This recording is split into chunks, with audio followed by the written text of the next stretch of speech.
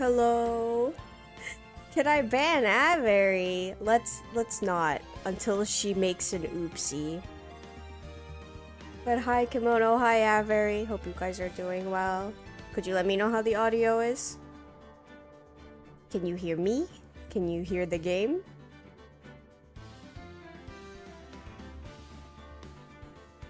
No oopsies here? Good. We appreciate that. Audio's fine? Thank you. Okay. Finally, a new case. Let's go. That's enough. This court sees no reason to further prolong the trial. Audio's good, thank you. This case is extremely clear. I see no room for a misinterpretation of the facts. It wasn't me. I swear it wasn't me. The evidence and testimony we have seen and heard are conclusive. The victim was alone at his table when he drank from— No! You're wrong! I know what I saw! I saw... Oh my, I'm doing good. Little eepy, but that's normal. I saw someone else there! A man! He's the real killer!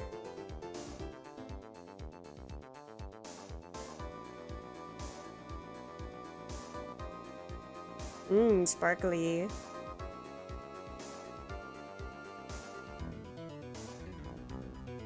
Why won't anyone believe me?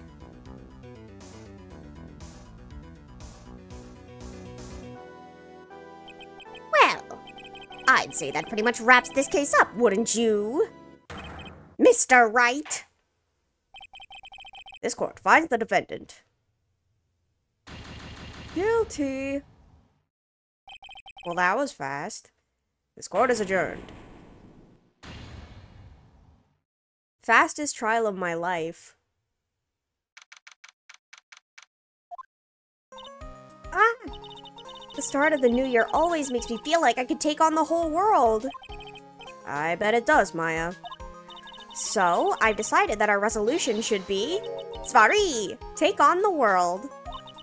What do you think? Sure, whatever, Maya. But I think maybe you've had more than enough mistletoe cake. Never! You've got to eat a lot of cake during New Year's. It's practically a tradition. Like watching the fireworks on TV or playing a board game. Hey, pal. Detective Gumshoe. Happy New Year, Detective. Likewise. Now listen up right. I wanna... Here's to another fruitful year of lawyer-police cooperation. Yeah, me too. Alright, pal, you've got some explaining to... Have you got a holiday present for me, Detective? A what? Well, here, have this. It's really nothing much, but... Yay, thanks! Look, pal, we need to have a talk. Take a seat. Hey, what about Pearly? You haven't forgotten about her present, have you? No. I mean, yes. I mean, no. Are you doing this on purpose? Haha, guess I'm busted. How do you like my first practical joke of the year? Very funny, pal. Now let's see how funny you think it is when I show you this. What is it? A magazine? Hey, I want to see. Deadly poisoning brings guilty verdict. Defense attorney Wright trounced. Trounced? Let me see that. The defense attorney gave an almost childishly amateur performance yesterday. What the heck is this? It's a report, pal, about you. Listen to this. Mr. Wright must take full responsibility for the ruling in this case. Well, and don't tell me you don't remember anything about it. But I don't remember anything about it. When was that issue from, anyway? December of last year, which I guess makes it last month. Which makes it old news, you mean? But I wasn't involved in a poisoning case in December. Drama. So what do you think this is all about, Nick?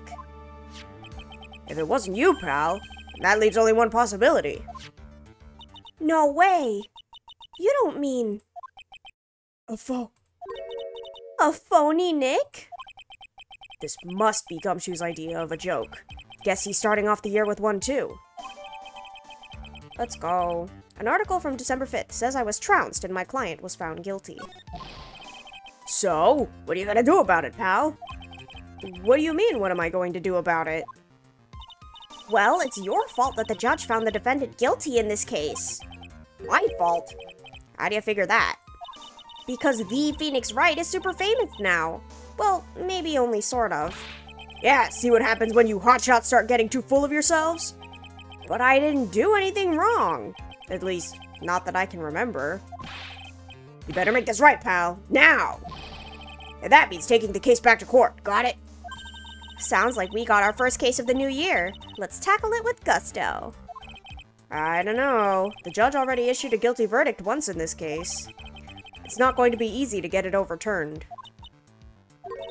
I guess that New Year's resolution is going to have to wait until next year. Happy 88 subscriber stream. Thank you. I appreciate it. So you're taking the case, right? Good. I'm gonna head over to the courthouse then. After that, I'll go back to the precinct. Drop by if you need something. Okay, pal? I guess people are starting to know the name Phoenix Wright. If a client entrusted a case to me based on my reputation, I guess I am kind of responsible. But why would someone want to impersonate me? What sort of a guy would do that? Let's go. Let's meet our client. This is so nerve-wracking, waiting to meet our new client. I wonder just what kind of person you tricked and got found guilty. Keep it down, Maya. That kind of talk could ruin me. How could you, Mr. Wright? How could you do this to me? They put me in solitary. I haven't been able to stop crying. Aren't you... Yes, I am. I'm totally and utterly let down. Are you? Don't pretend you don't know me. It's me, Maggie, remember? Maggie Bird. It's Mandy Bird, yes, exactly. Maggie Bird, yes. Close enough. Maggie Bird? Ah!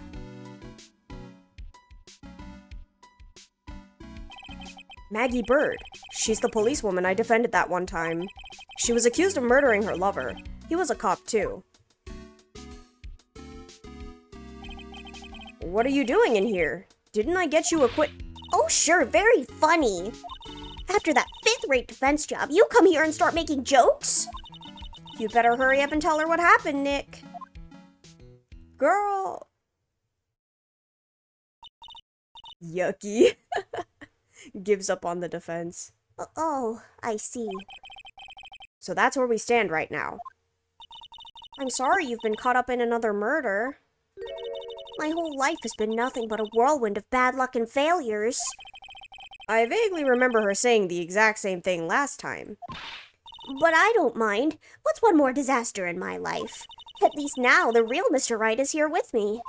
I won't let the world keep me down, sir. Okay. So, how come you're dressed like that, Maggie? Last year you looked so sharp in that police uniform. I was fired after that incident last year. Oh, I'm sorry. It's okay. I don't mind one bit. I enjoyed being on the force, but I think it was time for me to move on. So, what do you do now? In the second act of The Life of Maggie Bird, I'm playing the role of a waitress. A waitress? Yes, in a French restaurant. It's a small place, but it's quite fashionable. My charming smile and shapely figure came through for me. And the owner, Mr. Armstrong, hired me straight away, sir. And then you got into this mess straight away, right? Yeah, you could put it that way. This whole mess started on the 3rd of last month, and it happened at Tribulations. Tribulations? Yes, it's a restaurant where good service and a friendly smile are always included. Oh.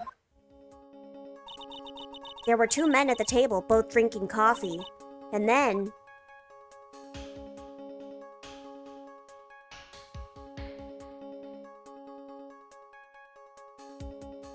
one of the men slipped some poison into the victim's cup. The victim took just one sip and was gasping for air. I was so shocked, I passed out. Hey, hold on there, Maggie. What? You keep calling the guy the victim. Didn't you know the guy who was killed? Not at all. I've never even seen the guy before. Oh. So she wouldn't have had a motive to kill him then, I guess. And the other man, the killer. Oh, and the other man, the killer. You saw him, right? Of course. A good waitress must be attentive to the clientele. So you saw the killer, but you were found guilty of the crime anyway? How come? You tell me, Mr. Wright. I guess the answer to my question is my phony. Anyway, she saw the killer. Better see if I could get a description of the guy. So, if you saw the murderer, why were you still convicted? Because no one else saw. Saw what? The other man. The one who put the poison in the victim's coffee. Everyone testified that way. Mr. Armstrong, the customer, everyone. The victim was sitting alone at his table the whole time. But how's that possible? I don't know, but nobody, not one person, would believe me, sir. Even Phoenix Wright, my one last hope for a fair trial, failed me. What a pathetic defense! My granny could have done a better job. Look, that wasn't me, okay? And then, they found something a bit incriminating in my apron pocket. What? A small bottle of poison. What? Poison? It was in your pocket? Well, I passed out when the victim collapsed. The killer must have slipped the poison into my pocket when I was unconscious. And no one else saw this other guy? No, sir. That's what everyone said. But I don't see how they could have missed him. I was the one who took the coffee to the two men. Oh. And what was your impression of them? Well, when I first saw them, I kind of thought they might be in the music industry. In music? How come? Well, one of them had some sort of earpiece and an emo musician's look about him. And there was a sample CD on the table, sir. An earpiece and a sample CD, huh? Did you get a look at the CD at all? It had a band's name written on it. I think it was MC something. Must have been preparing for their debut, I guess. So it was a band CD. Maybe a promo disc? Maybe it was MC Screwdriver. Get serious, Maya. Would you buy the CD of a group named that? What was the name of that group again? MC Hacksaw? No. MC... And what about the killer? What did he look like? Well, I don't really remember. Only that he was a young man. Well built like the victim, really. How incredibly unhelpful of you. Okay. Oh yeah, I need to ask you about this. Hey, this article's about my case. Can you tell me anything about the guy who was pretending to be me? Yes, sir. It was the morning after I'd been arrested.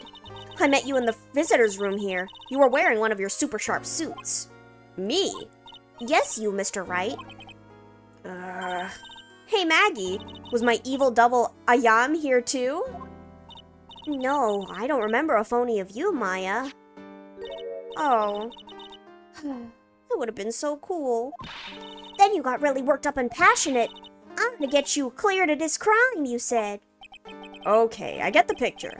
But you've met me in person before. So how come you didn't realize that guy wasn't the real me? I guess looking back now, it was a little strange. Only a little? Well, okay. So you were a bit taller than normal and you looked a bit shady. And your voice was a bit... So the guy was nothing like me then? But he had your spiky hair and blue suit. Is that all it takes for someone to imitate me? How about everyone else in the courtroom? Like the judge and the observers? Didn't they realize he was an imposter? Everyone had these big question marks on their faces, but it seemed that no one wanted to say anything, sir. This case just keeps getting weirder and weirder. Mr. Wright, do you think it's possible to get a retrial? Probably. The court ruled in the absence of a genuine defense attorney. So we should be able to get a retrial. Mr. Wright? Do you think we'll win next time, sir? My life has been a full-course meal of bad luck, complete with defeat for dessert. Since I was 6 months old when I fell from the 9th floor of my apartment building. I've been hit by all sorts of vehicles, gotten sick from all sorts of foods, failed at almost every test I've taken, experienced almost every kind of disaster. I even landed a phony lawyer when I had the misfortune of being accused of murder. But I will survive, because Maggie Bird always lives to fight another day. And one day I'll find it. Just you wait and see, sir. I'll find that one single moment of good luck. Zinnioff is really going to pay for this. What are you staring at me like that for? But Maya's right. Whoever it is that thought it was a good idea to use my name, and yet an innocent girl convicted of murder had better watch out. We'll find him, don't you worry. We'll get Zinni up for you. Thank you. Oh, I'll tell you where Trebian is then. Right. The restaurant where the murder took place. Yes, sir. When you go, please tell Mr. Armstrong I said hi. Sure. All right, Nick. Let's go check out this restaurant and its food. Let's go.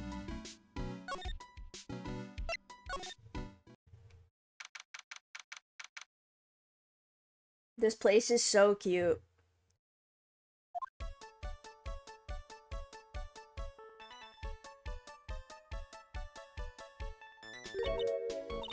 Wow, look at this place. Look, more like smell. What's with the suffocating scent of flowers in here? Then again, girls like that kind of thing, right? Actually, I'm not all that into it. No one's coming to seat us. Maybe there's no one here. Don't be silly, Maya. This is a restaurant, and it's open for business. Hello? Anyone here? I don't believe it. There really isn't anyone here. Perfect. Let's get intrusive. If there's no one here, we can take anything we want. Yeah, I suppose we can. Phoenix?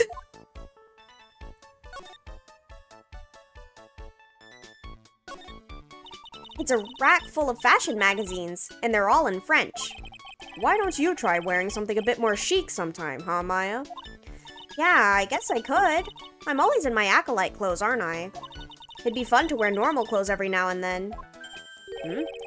There's something stuffed behind the rack. Looks like a sports paper to me. Hey, and look at this. Someone scribbled a little doodle on one of the pages. MC Bomber. Ah ha ha ha. MC Bomber and 1, 2, 3, 4, 5 zeros. $100,000 maybe? I wonder what MC Bomber is supposed to be. This paper. It's from December 3rd. This paper is from the day of the poisoning. What? Let's go. A paper from the day of the murder. This has to be a clue. I should see if I can find out some more about this paper. But we're gonna look around first. This must be the table where the murder occurred. I guess so, with all this police tape all around it. And that stain must be from the poisoned coffee. Don't go licking the tablecloth, okay, Maya? It's a month old and they left it here? Ew. Why would I lick it? I'm not a cat, you know. Then why can I picture you doing just that?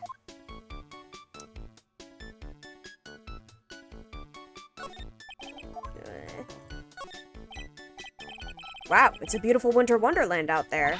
Really? Cool, I love snow. Let me see. Huh? It's not white. It's not even snowing.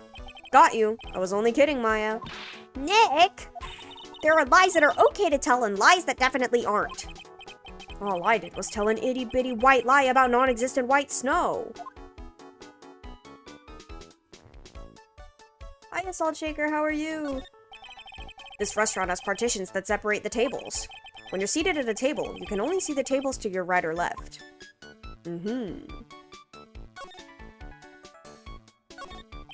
It's the restaurant's front entrance. There's a sign hanging on the door written in French. It probably says open or closed. It must be one or the other, but I don't know which, since I don't know jack about French. Doing good, getting a lot better from your sickness. Oh, that's good to hear. I'm glad. Keep the recovery up. Look, it's one of those magical boxes that spits out money. You know, you're the only person who would ever describe a cash register in that way. Look at all the little trinkets tucked away in here. I bet Mr. Armstrong collected all of these personally. Let's see. A bouquet of flowers, some poopery, and look, fine bone china cups. Keep the recovery up. Thank you for the kind words. Of course. I hope you feel completely better soon. I never knew you were so cultured. Come on, Maya. This is common knowledge. Any Joe Schmo knows this much. Phoenix not dumb. You've seen it here, folks.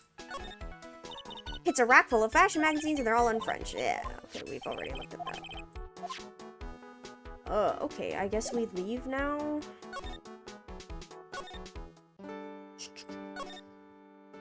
Criminal affairs.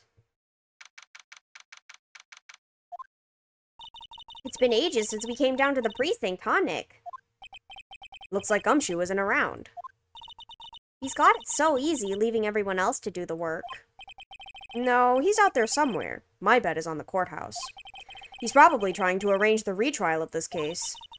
Guess that means we should go to the detention center and chat with our killer, huh? After being convicted without a fair trial, I'm not sure the killer is the right label. Oh, okay, I guess we give it to her then? Oh, sports paper. Let's see. Did Guts and Braun manage to defend his heavyweight title? Sorry, Maggie. That paper is actually a month old. It's from the day of the murder. And Gutson got knocked out yesterday, I'm afraid. Oh, no. I found this paper in the magazine rack at Tribulations. Really? That's strange. Tribulations doesn't get newspapers. Mr. Armstrong says he's not really fond of them. Then maybe one of the customers left it behind. Anyway, what I want you to take a look at is this scribble here. Aha! That's it, sir. MC Bomber. That was the name that was written on the CD. Just as I thought. I guess it wasn't MC Screwdriver after all, huh? So that $100,000 must be a down payment for a record deal, right? If someone gave me $100,000, I'd sing for sure. The Master of Karine or the Spirit Song, or even Maya's theme. Okay, Maya. So if the sample CD was on the victim's table, that means this newspaper must have belonged to the victim. You're right. So the victim left this behind on the day of the murder, huh? I think we'd better step up the investigation, don't you, Nick? Are you gonna... Okay? Do we go to criminal affairs now? Nope. Okay.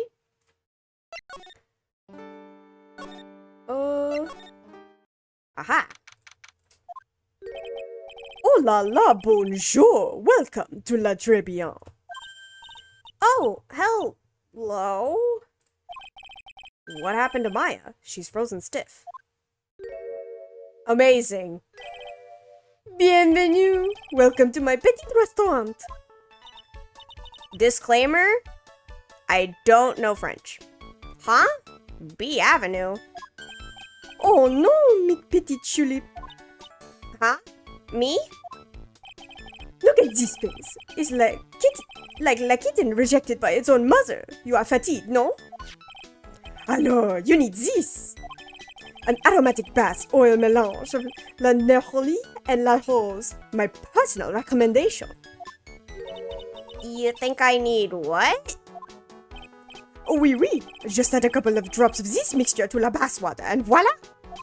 It will soothe your body and your mind. It is simply fantastic. Really? And voila, monsieur. Oh, me? Look at that face, like la puppy rejected by life itself. You are fatigued, no? For you, monsieur, I recommend this. Oil of bergamot, and maybe a hint of oui oui. I will add la peppermint and la clary sage for a fragrance exceptionnel. Such an invigorating recipe will bring out your delicious beauty, monsieur. My beauty? Alors, if you will be seated, I will bring you the special menu of the day. Actually, we're not here to eat. We're lawyers. Ma bien sûr. I know this already, monsieur. You are La Phoenix White, no? Yes. You know me? My oui oui! I never forget a man who flirts with me, especially in court. I guess he was cross-examined by our mysterious Zinni Op. Looks like everyone to do with this case knows who I am already. I wonder what sort of impression Zinni Op's been leaving on people, don't you? Allow me to introduce myself to you again. I am Jean Armstrong, enchanté. Talk to me. So what does Tribulations mean? I know Trey, that means 3, right? No. Tribulations est français. In English, you would say very good. Oh, very good. Oui, exactement. L'atmosphère est très bien, and la cuisine is très bien. If the food's so good, why aren't there any customers in here? My cuisine is not for all. Some people, they do not appreciate la haute cuisine. You must go to bed now. See everyone later. Bye-bye. Bye, Kimono. Have a good night. Thank you for dropping by. I thought everyone liked hot cuisine. Since I have lost Maggie, I do not have enough hands. So you're running this place on your own now? Oui, for le moment. No one has answered my advertisement. Oh, pour moi. Please don't eyeball me while you say that. I am la chef. I am la manager. I am also a trained aromatherapist. A roaming what? A practitioner de aromatherapy, the art of soothing the soul with the delicate floral aromas. Delicate? The smell coming from that bottle earlier was anything but. So, could you tell me what you know about the incident? Bien, it makes me sad to remember it, yet I remember it so well. More than a month has passed since it happened. Yeah, I guess it's been about a month since Maggie's sentencing. So, it was the 3rd of last month, just after 1 in the afternoon. A man who was in here for a coffee suddenly became ill. Because of the poison in his coffee? That is the truth as I know it. It was Maggie who took his drink to him. I was in the kitchen. I heard the sound of someone collapsing. When I came out to see what it was, he was already slumped in his chair. He was dead? Mon Dieu, oui, he was dead. Maggie had passed out also. And this man who died, was he alone? Oui, monsieur. All alone. I know that Maggie said there was someone else, but... I see. La police. They asked me many times. Are you sure there was no one else at the table? They asked. But I am not the only one. The old man said the same thing. Old man? What old man? So who is this old man that you mentioned? At the time of the murder, there was another customer in here. What? Someone else saw it? Mais oui, as usual, he came alone at that day. At the time of the murder, he was here. He saw it too. But he said the same thing, that there was no one else at the victim's table. But Maggie swears there were 2 people. Mais, mademoiselle, the lawyer, he could not prove this, no? About the lawyer. That was me, I suppose. Ma bien sûr. Wow, he's the first person who said it wasn't me. Don't kid yourself, Nick. Now who's the one making stuff up? I am not a lawyer myself. I do not wish to speak out of turn. But your defense in court that day was a little, how do you say, lacking perhaps. Even a Frenchman who cannot speak any English could have done a better job. You were very cool though. Oh, oui, oui, so handsome. Wow, I wonder just how bad the defense could have been. Every time you opened your mouth, the whole courthouse stirred. Oh man, that is something I don't want to imagine. Maggie was a policewoman once, n'est-ce pas? Yes, but she had to quit for, reasons beyond her control. Oui, oui, she was la suspect in la murder investigation, no? Oh, you know about that? That is why I gave her la perfume for la happiness. Happiness perfume? Oui, blended from bergamot, like I have given you before. But she's been arrested again, and found guilty this time. This is true. Our natural aroma of unhappiness must have been very strong. Just admit it. Your perfume doesn't work. I am not surprised she was la prime suspect, after something like that took place before my very eyes. Something like what? What's this guy talking about? Does this mean Maggie did have a motive? We've gotta ask this guy for more info, stat! Haha. When Maggie took the coffee over to the victim, did anything happen? Wait, you know Armstrong? Wait, you do? Where have you seen him before? Oui, I suppose you could say so. So what happened? No, it was nothing. Look, Maggie says she didn't even know the guy, but she's still been indicted for murder. The prosecution must have come up with some kind of motive. Seen him at... What is that? Machinima? Machinima? I don't know how to say that. What is that? Oui, it is true. If there was anything at all between Maggie and the victim, it could be relevant. So please, tell us anything you know. You... 3 psyche locks?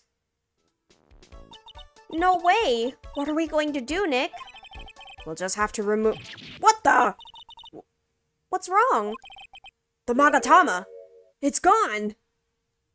Oh, it's a parody of a video game? I see. Huh? I had it in my pocket, but it vanished into thin air. What? Uh-oh. But I could see the psyche locks. Maybe that means the Magatama's nearby? Mr. Armstrong? Could I just confirm something with you again? The table where the victim was sitting. Was anyone else sitting there? That is a question you will have to ask him yourselves. Huh? Him? The old man spends all of his time dans la park. Park? Oh, a park? What park is that? Behind la restaurant. It is called Vitamin Square. Thank you. Je vous en prie, my dear. Let's go check out this Vitamin Square right now, Nick. Okay, we'll be back. That's a lot of birds. So this is Vitamin Square. Yeah, I see where they get their name from now. The fruits scream vitamins at you. Hey, Nick. That's the guy, right? Isn't that the old man Mr. Armstrong was talking about? That grouchy-looking grandpa? He's throwing seeds out for the pigeons. Maya, he's not throwing seeds for them. He's throwing seeds at them. Oh, his nose. Oh my gosh. Ugh, my grumpiness threat level has just been raised to red. Excuse me. Would you mind if I had a word with you? Yes! I just wanted to ask you a couple of questions. What's the matter with you? Can't you see I'm busy? So you don't like my seeds, eh, pigeons? He's really chucking those seeds at them. That's gotta hurt. Go on, eat this! Excuse me, sir. Can I ask you about Maggie Bird? I don't know any Maggie Bird. Yes, you do. Maggie, the waitress at Tribulations. It's a disgrace, I tell you. An utter disgrace. A disgrace? An innocent young girl revealing herself like that. Revealing? You mean her uniform? The youth of today, they don't have any shame. No shame, I tell you. Not 1 ounce. Whatever happened to the old Bushido values of Japan, like honor and modesty? What about me? I'm not wearing anything revealing. Your problem is you lack any sense of grace. Talk about hitting a girl where it hurts. Do you go to Tribulations a lot? That miserable excuse for a restaurant. That garbage they serve in there's not food. Where's the sushi? Where's the tempura? The rice? Tribulations is a French restaurant, sir. Where do you think we are, boy? In Paris? I want real food, not those snooty snacks. And what about those shameless girls? You mean the waitresses? You can see all the way up to there. Yes, the waitresses. They're practically naked. It's a disgrace, isn't it? Well, isn't it? Listen, it's not my restaurant. Cut. It's a miserable excuse for a restaurant, that place. Miserable. He certainly knows the place. He must be a regular. But if he hates it so much, why does he keep going? Are you a regular at that restaurant, sir? It's just, if you dislike it so much, why would you keep going there? Sir? Here you are, you filthy pigeons. You want food? Ha-ha! Take that. He must be hiding something, right? If he is, I should be able to see a psyche lock or two. Oh, wait. I don't exactly have the Magatama right now, huh? Remember, Nick, that Magatama is only on loan. You better find it or else. If Pearls ever gets wind of this, I'm going to be in a world of pain. Eh.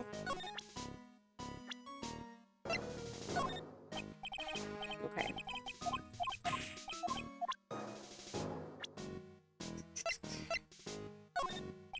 Nope, okay. Alright,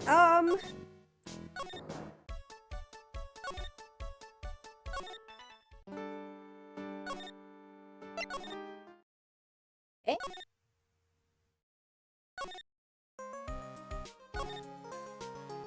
Okay, that shouldn't be important. So I guess I...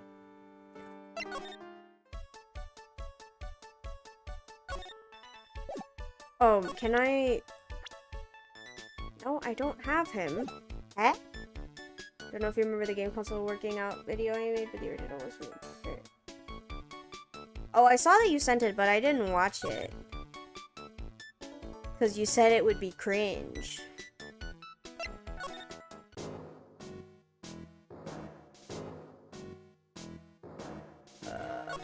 What am I supposed to give this guy? This?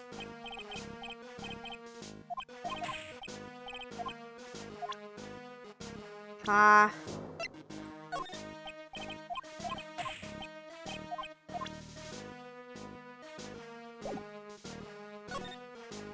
Maybe, oh, okay, wait. Job listings. Ooh, there's a magazine here. It's a magazine full of job listings. You disgusting rogue, picking up something someone else threw away. Threw away? Did you throw this away? Are you looking for a job? God, that's none of your business.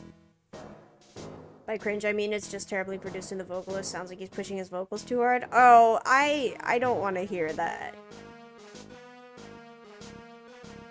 Yeah, I'm not too fond. I guess you could say I'm sensitive to music. So I don't like when it sounds off or bad. So I'd rather not put myself through that. Sorry, I guess I'll just take this magazine with me then. I don't want anyone else having it. Give it back. Too bad. Now that you want it so bad, I don't want to give it up.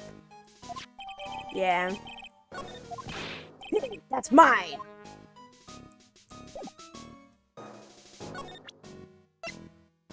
Thrown away by the old man. Okay, what if I give it back? Huh? Well, if I can't give it back, are you gonna talk?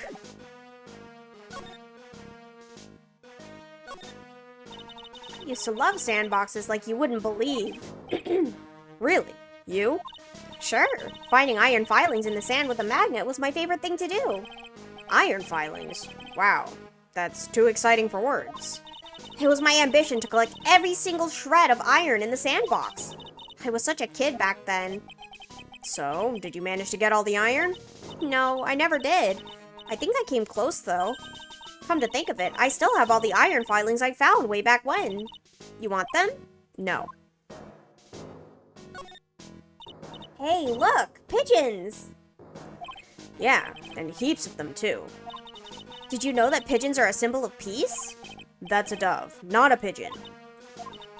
Poor things. So they can't be symbols of peace and harmony just because they're gray? Is that it? You're overthinking this one by just a smidge, Maya. What am I supposed to do with this? Job listings.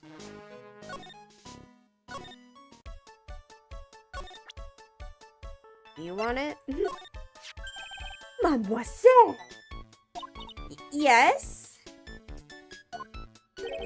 Are you looking for a job? What? No, I was just... Let me see. Your style is un peu different, but you have a good face. different. Félicitations, you have passed. I will hire you. Bien, come with me. I will teach you everything I know. Nick? Help! I don't know whether to laugh or feel bad for Maya. Maybe I should do both. Hey. Where do I go?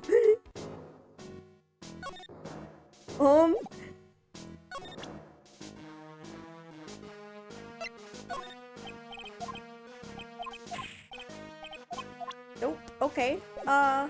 Where do I go?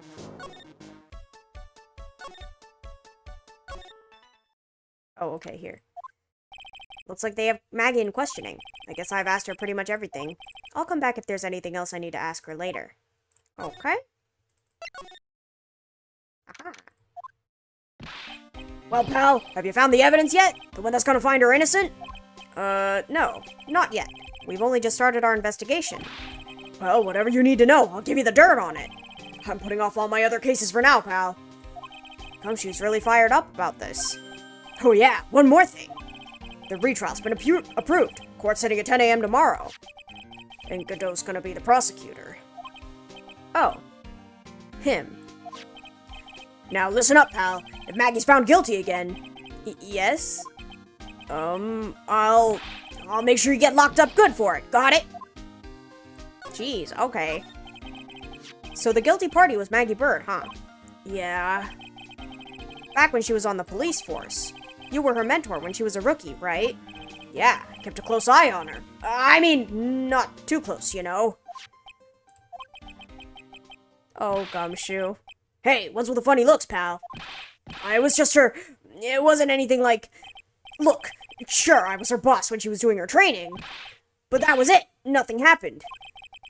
Gumshoe sure is sweating up a storm over nothing.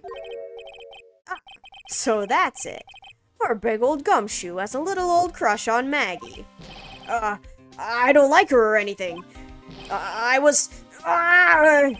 Note to self. Gossip with Maya about this later. Look, pal, don't tell anyone, okay? You've got to keep it a secret, got it? Sure. And would you mind not guessing what I'm thinking all the time? Hey, tell your face, pal, not me.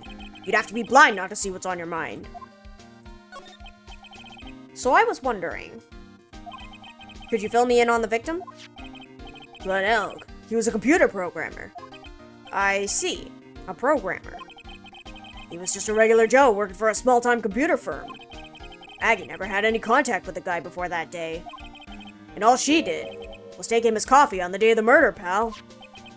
Yeah, Maggie also claimed to have never seen the guy before. Did the victim go to the restaurant often? Not according to the chef. Said it was the first time he'd seen the guy. A programmer, and a first-time customer at that. What possible reason could Maggie have had to kill a guy like that? That's what I thought. But a motive was still somehow established in her trial.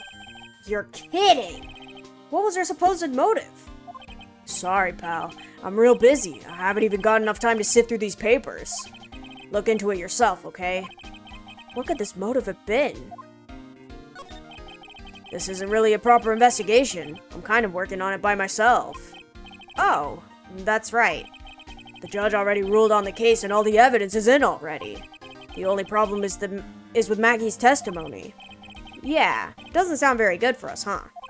Look, pal, I've got a mountain of papers on this case to look over before tomorrow. So I'm just gonna say this. Maggie Bird's no liar. She's... Okay, so she's a bit out there, and she's a bit off base sometimes. But she was a good cop. That's not exactly complimentary, you know.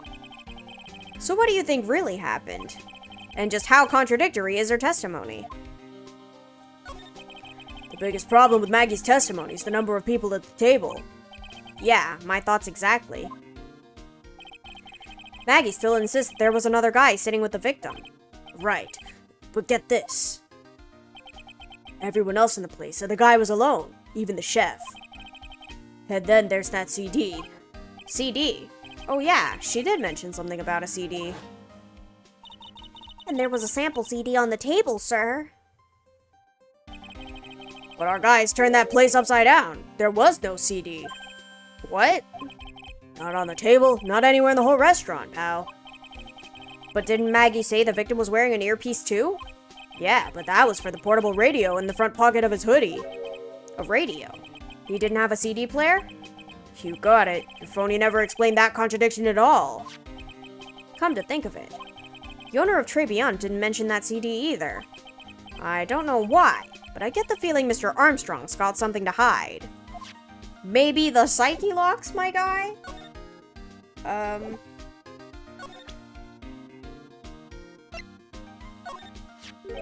What's that? A sports paper? Yeah, I found it in the magazine rack at Tribulations. It's dated the same day as the murder. You may be onto something here. And take a look at this. See this writing here? MC Bomber. Hey! What is it? I've heard that name somewhere before. Yeah, MC Bomber. Wow, he actually seems to be thinking for once. It's no good. I can't remember. And he goes back to being the gumshoe we all know and love. Hey, pal, I'm gonna borrow this paper for a bit, okay? I want to get a handwriting analysis done on this scribble. Handwriting, huh? It'd be good to know more about that in any case. Thanks, pal. I bet this will turn out to be an interesting clue. Alright. Okay.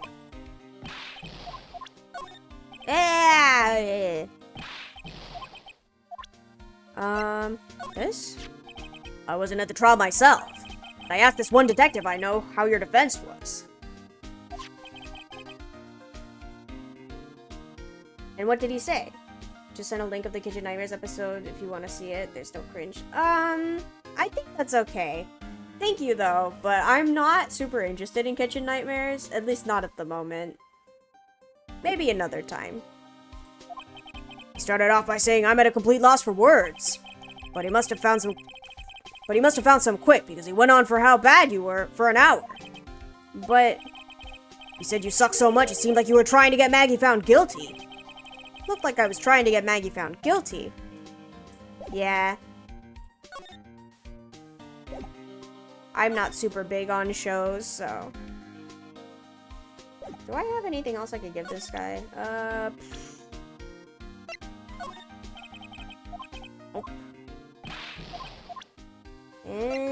Okay, maybe I leave. Move. Nope. Nope. Okay, maybe there is something I need to give Gumshoe.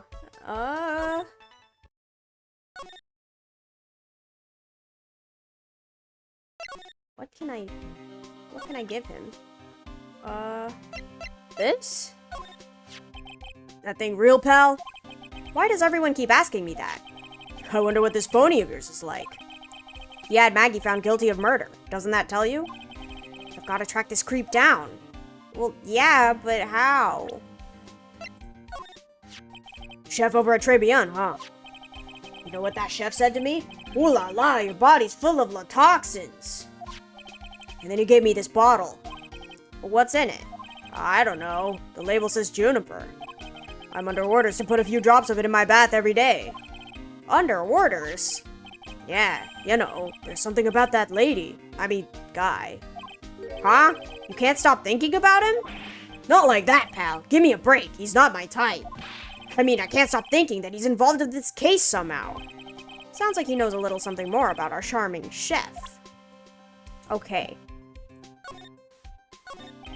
So what exactly is it that caught your attention about the chef at Tribulations? It's, kind of hard to say. The guy's probably not even connected with the case anyway. Hey, come on, detective. Didn't you say you'd give me the dirt on anything? Well, this sort of stuff is kinda unimportant, gossipy stuff, you know, pal? Look, how about this? You go to Tribune and investigate the place yourself. And if you find out anything suspicious about the guy, report back to me, okay? Don't suppose I get a choice in this, huh? Guess I better find out more about the chef at Tribune and then report back to Gumshoe. Okay, so now we can go back.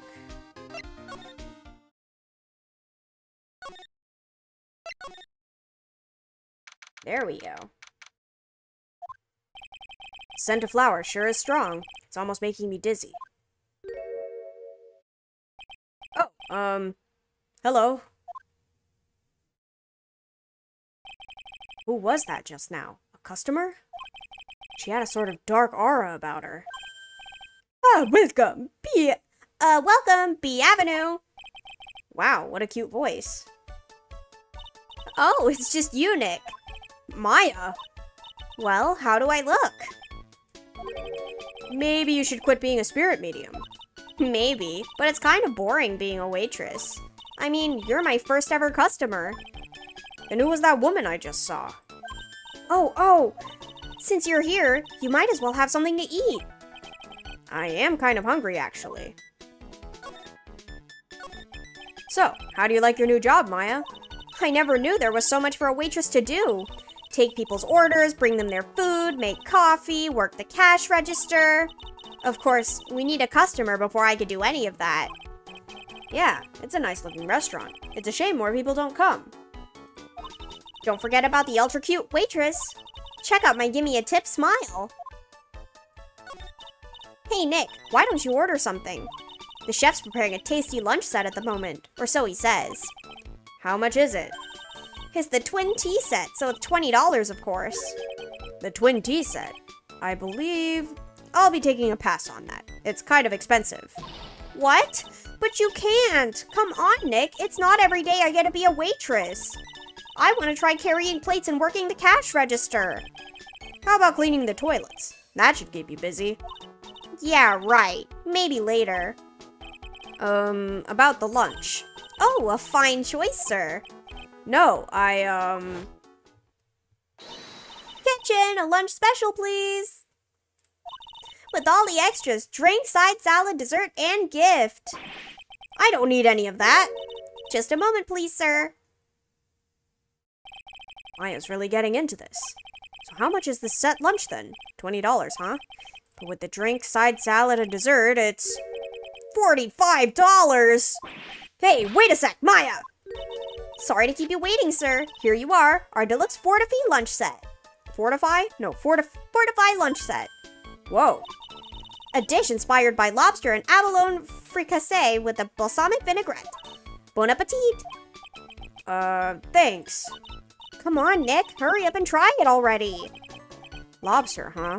Alright, down the hatch it goes. Well? Are you hungry, Maya? I'm starving. Here, it's yours. Really? Remember, Maya, my wallet doesn't print money, so you better polish off that plate. I just remembered I've got to clean the toilets. Hey! You can't be in that much of a hurry to clean the toilets. The lunch special costs $20 despite how unbelievably bad it tastes. Amazing. How does that guy manage to make good food taste so bad? Hey, Nick, you want to take a peek at the kitchen? The kitchen, huh? Not a bad idea. Now what was it that Maggie said again? In the kitchen, you'll get to see all of the chef's greatest secrets. In the kitchen? That sounds tasty. Hey, wait up! Maya! What is it? I'm pretty busy right now. Weren't you going to show me around? There goes my plan to find some cool clue and show it off in your face. I'd better conduct the search in the kitchen myself. Let's go. Is that a magatama I see on the table? And here it is, the famous Tribune kitchen.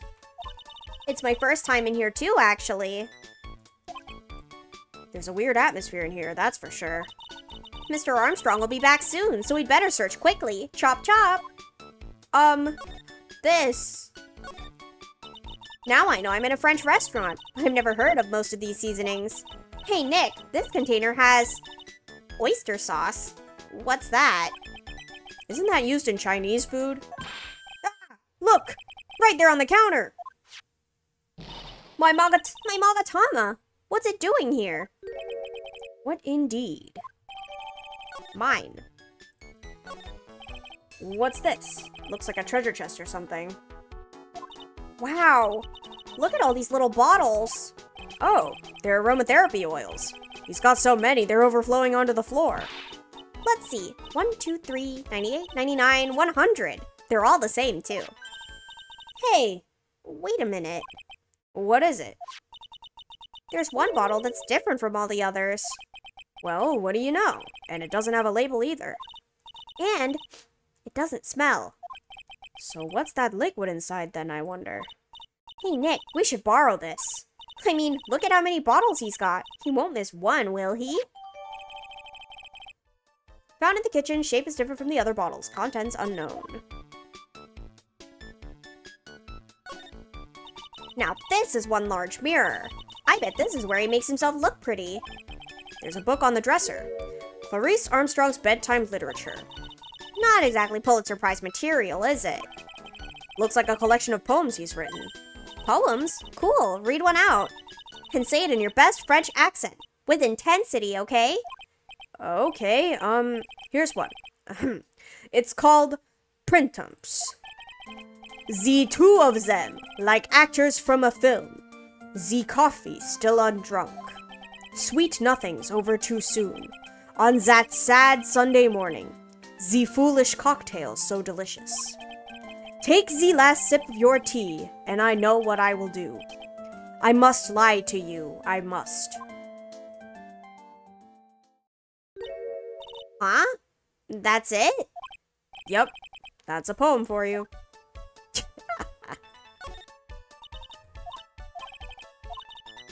Look at these knives, they look really sharp. I'd like to see how one of those slices through a cheesecake. A cheesecake? You don't exactly need a sharp knife for one of those, Nick. That smells good. Something's bubbling away nicely in that pot. It must be the lobster and abalone fricassee with the balsamic vinaigrette. Isn't that what I just ate for lunch? Maybe. What you ate is the only French dish I know the name of. What are these lace curtains for? I don't know, but they give the place a real homey feel, don't they? Lace curtains. You know, if I was a cooking pot, I'd be perfectly happy to sit under a shelf under those. How do you respond to something like that? You don't, Phoenix. Okay.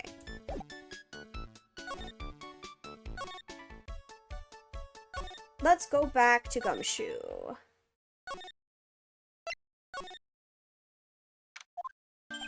Hey, you're just in time. What is it, Detective Gumshoe? Lab got back to me about the newspaper you gave me.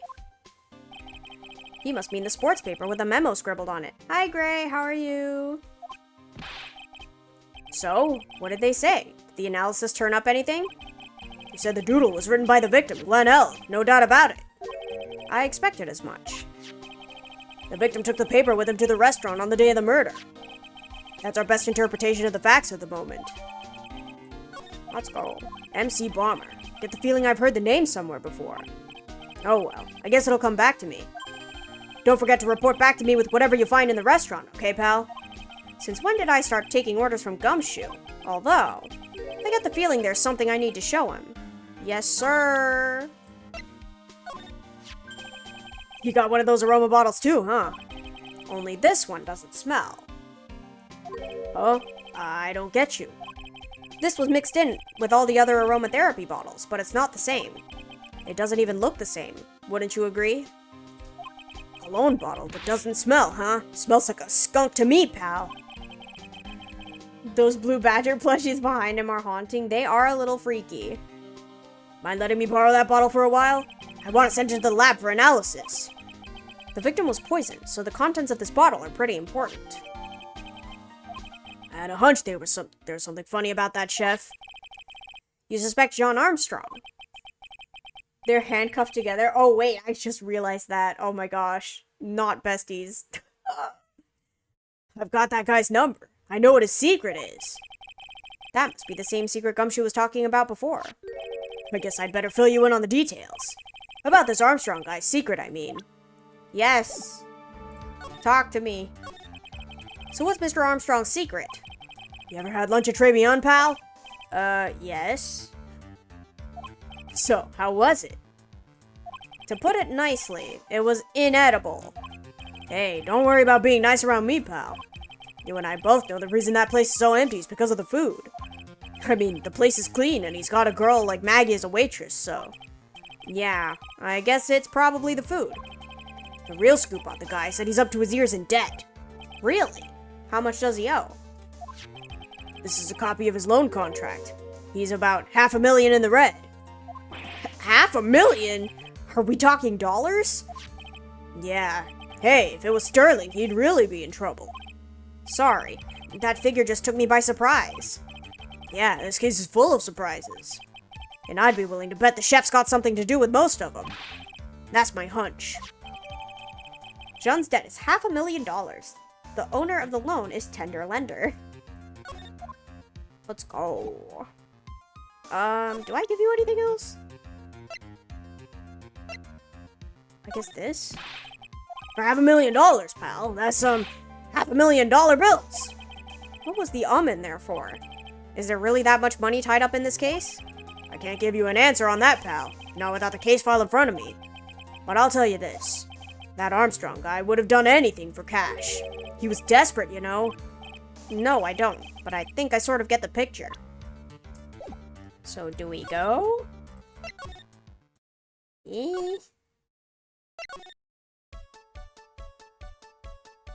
Can I go to the park, maybe? Aha! Yo, there's a bike here. The old guy's not here anymore. Right, and I still have some unanswered questions for him. Scooter, huh? Who'd leave that right in the middle of a park like this? The wheel guard and the light are busted. I guess it must have been in an accident. It's totally wrecked. I'd kill to play on a playground like that. It's great.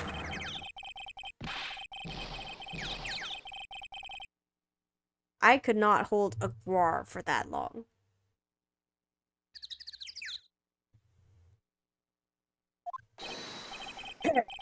What do you thinks you's doing with my bike? No, I was just... You've been messing with my new ride. Is that what you's been doing? New ride? Isn't that kind of a... You're gonna pay for this. It wasn't me. I was just passing by. Hey, then who's the one that covered my saddle in crap, huh? You're just gonna pay. Catch my drift. No, wait a sec. I'm not a pigeon, so I couldn't have done it. Hello, sir. He's a guy. Wise guy, eh? I gotta beat you so hard it'll feel like you were smooching the express train. Uh-oh. You's better watch your back. This ain't over. I'm gonna line up a group of lawyers and then you's gonna pay. Actually, I'm a lawyer myself. What'd you say? I'm Phoenix Wright, attorney at law.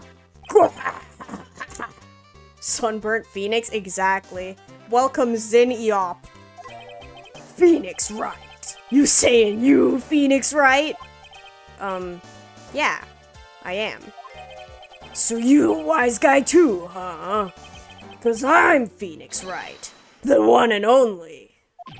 What? Out of my way, I gotta cruise. He's gone. Surely that guy wasn't my phony. Was he? He wasn't anything like me! Guess I'd better make a note of the scooter. Ridden by my phony, the wheel guard is all smashed up. Oh, it's you. A few threats from a little brat like that.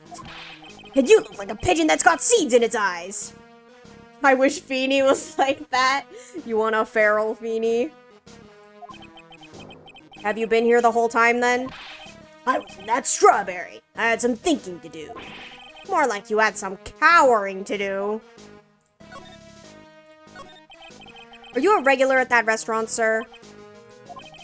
It's just that if you dislike it so much, why would you keep going there? Sir? There you are, you filthy pigeons! You want food? Haha! Take that! Finally! I knew it! This old guy's got something to hide. But what could it be? We're about to find out.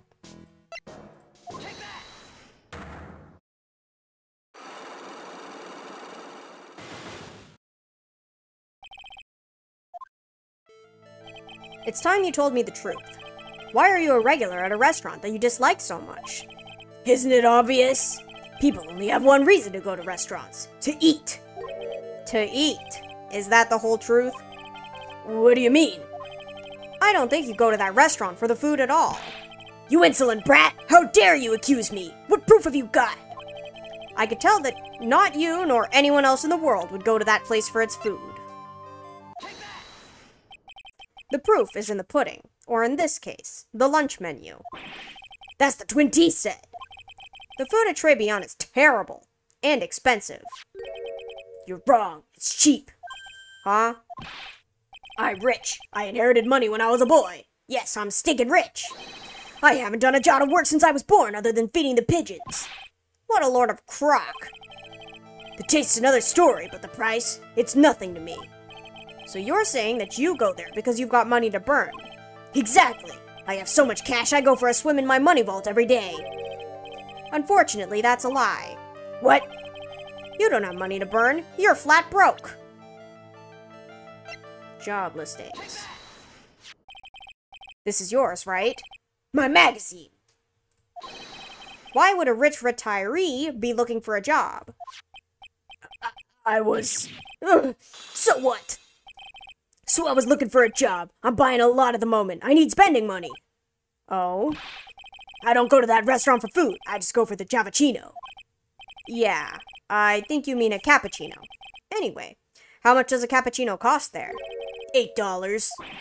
Those had better be some golden beans. What's your problem? You think a poor man would be better off drinking dishwater, don't you? Is that it? No, I wasn't thinking that. I was wondering if the coffee there is really all that great. No, it's not. But anyway, yes, that place has free newspapers to read every day. Newspapers? Exactly. They don't want me hanging around at home, so I go there. I'm sorry, sir, but there are no free papers to read at Tribulations. Do I have... Is it this? Ooh, I don't know. Ah. I mean, I guess it's this. Take a look at this. What is it? It's a newspaper I found behind the magazine rack at Tribulations. So, what of it? This was the only paper there, and it's dated more than 1 month ago. What? Do you see what I'm getting at here? That restaurant doesn't get newspapers. This is just one that a customer happened to leave behind. Tell me, why are you so determined to hide the truth? I'm not hiding anything. I'm going to have to put this guy out of his misery. Listen, the real reason why you go so much to Tribulations is... What are you asking me about that girl for? She was the waitress at Tribulations.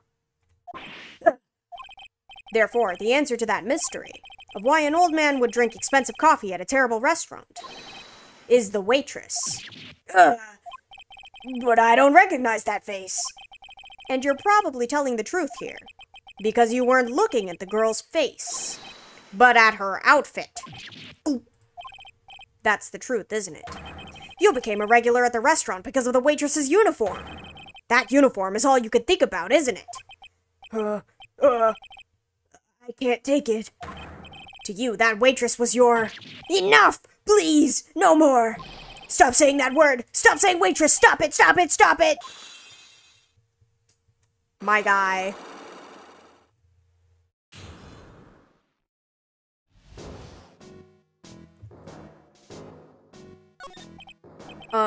Sir? Yes, it's true. I was there for the young girl.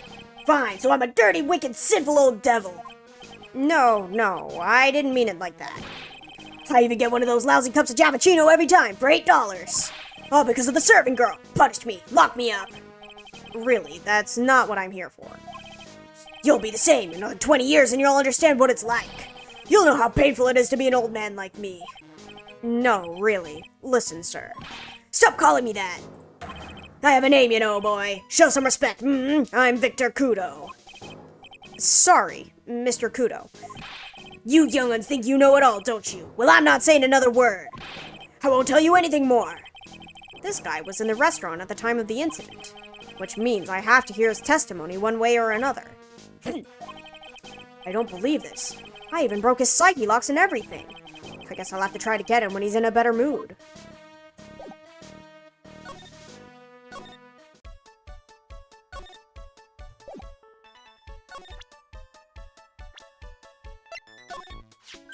Oh, it's that old man. Is he still feeding the pigeons?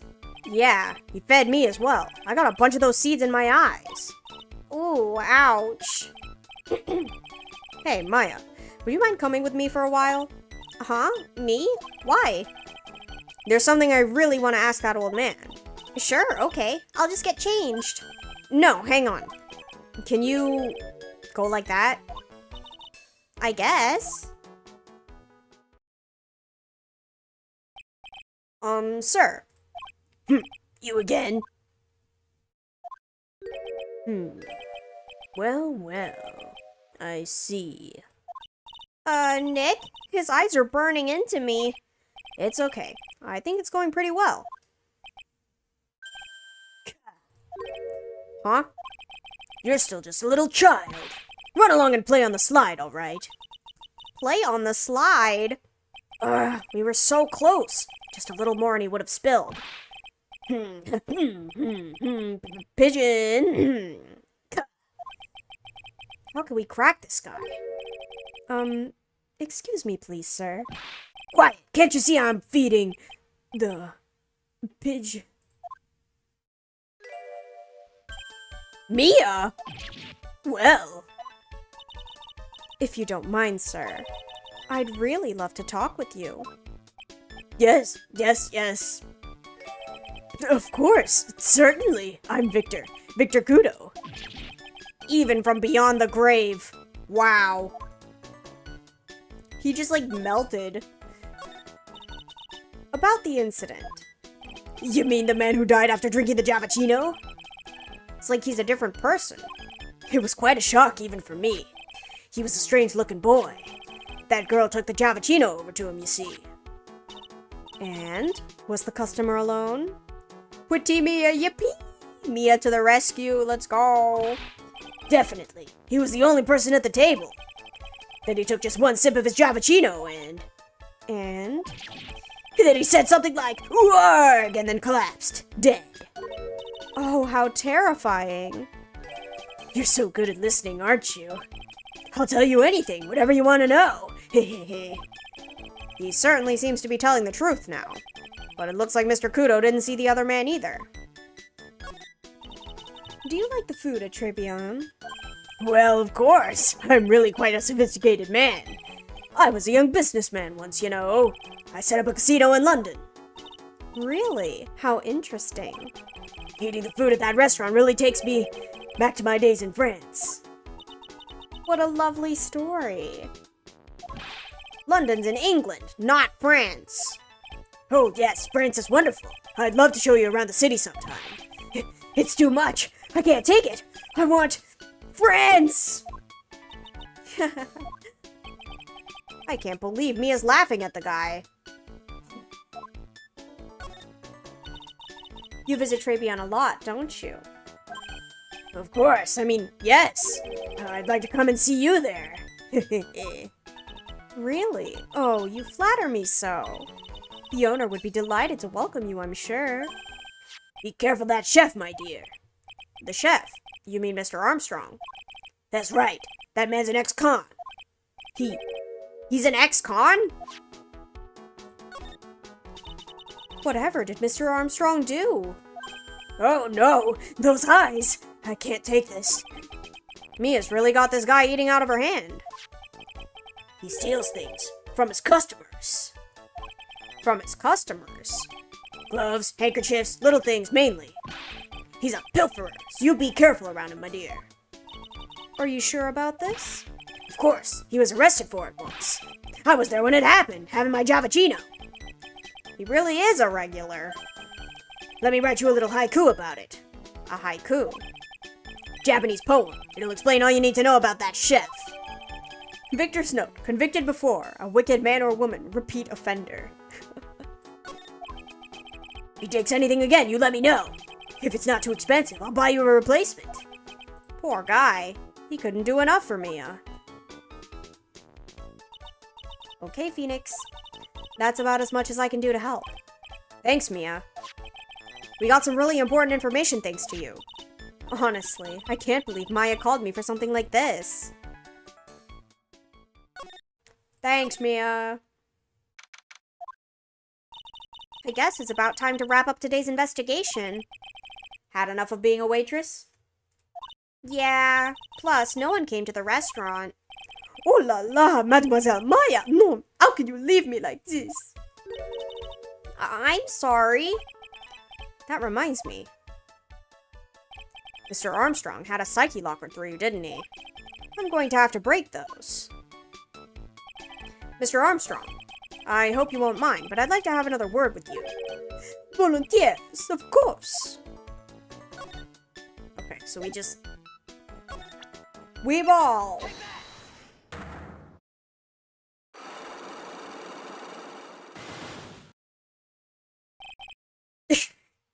Maggie's motive. What is happening? I do not like this horrible feeling. I have to know the truth. What happened that day? Alors, I will confess everything. Just don't hurt me. Huh? Well, that was a new world record. It was a lottery ticket. A lottery ticket? The man who died here had a lottery ticket. For $500,000. $500,000?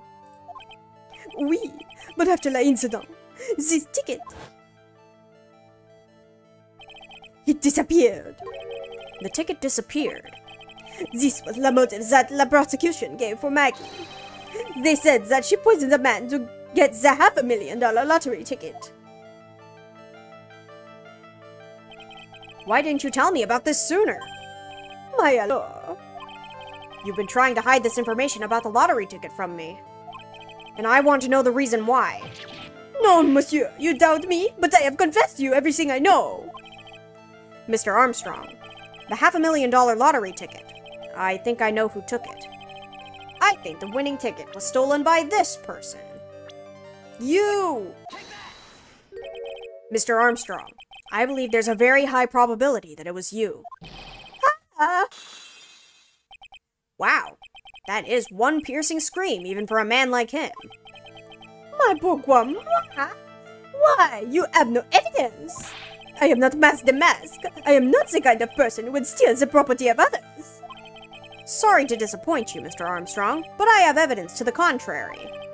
I present to you proof that you have stolen from others in the past. What is this? A poem? Oh, monsieur, you know me so well. I adore poems. Please, read it, and put some feeling into it. Convicted before. A wicked man or woman. Repeat offender. I'm sorry to have to bring it up, Mr. Armstrong, but you have been arrested for stealing from your customers before, haven't you? Mon Dieu! The mensonge! Mensonge! You are the liar! You deny it. Do not make la false accusation, s'il vous plaît. So, do you have any proof? I want to see la incontestable proof that I have ever stolen from one of my customers. You took my magatama. It seems old habits die hard, Mr. Armstrong. What is that? This is my magatama, and I found it in your kitchen. No! Wow, that scream just about broke some windows. Oui. I have a weakness for la little trinkets and la figurines.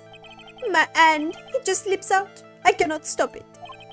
You've stolen handkerchiefs, gloves, and other things from your customers, right? Oui, it is the truth. I am just a timid little girl inside Monsieur, a timid little girl. Besides, this time it was not a small trinket, oui.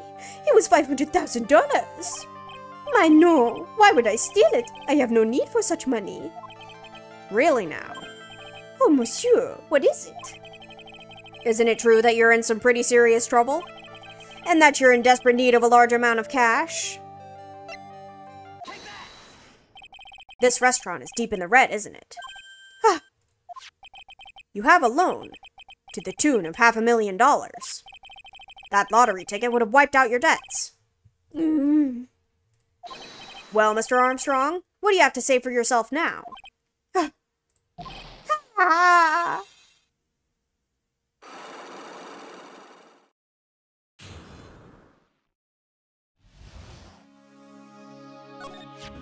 Mr. Armstrong, you said that the victim had a winning lottery ticket for $500,000. How did you know he had something like that in the first place? The man, he was listening to the radio with his earpiece. Maggie said something about that too. The winning number was announced on the news, I think. All of a sudden, he exploded. Yes, $500,000, he shouted. And the ticket? Oui, he had all of his tickets spread out on the table. I was so desperately in need of money, so I... Put the poison in his coffee. No, you naughty man. I simply helped myself to one of his tickets. What?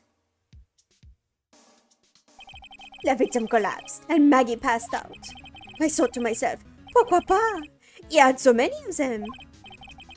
Yeah, but only one of them was the winning ticket, right? How could you do that, Mr. Armstrong? Maggie was arrested because of you. No, this is not true. I did not take it. The ticket for $500,000, I mean. But you just told us that you did. You said you took a ticket. Ma fille. It was not. That's enough. Huh? Ah! Mr. Godot! What the heck are you doing here? This is without a doubt the worst coffee I've ever tasted, Mr. Armstrong. He came in here for coffee? Does his craving for coffee know no bounds? Perhaps Mr. Armstrong stole one of the victim's tickets on the day in question. I am la airhead, no, just a pretty girl who everyone is laughing at. But in that case, Maggie shouldn't be the only one under suspicion. He had the wrong ticket. What? Mr. Armstrong made off with the winning ticket's pretty neighbor. So, the ticket he took was worthless? Not quite. He did win something. $1. You see, I am just a pretty face. Without my looks, I have nothing. So, what happened to the winning ticket then? The one he meant to steal? Indeed. What did happen to it? I don't like spoiling myself by watching trailers, so... We'll just wait and see how the movie turns out tomorrow, won't we?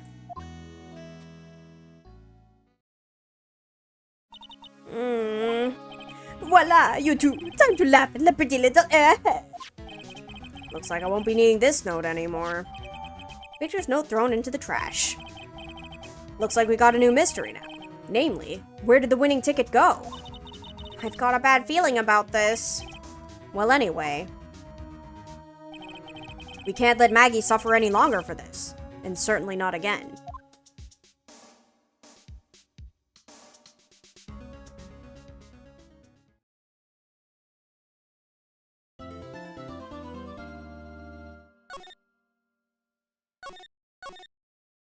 Let her suffer.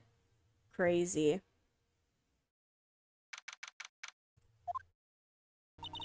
Oh, I see. I guess I should have expected this.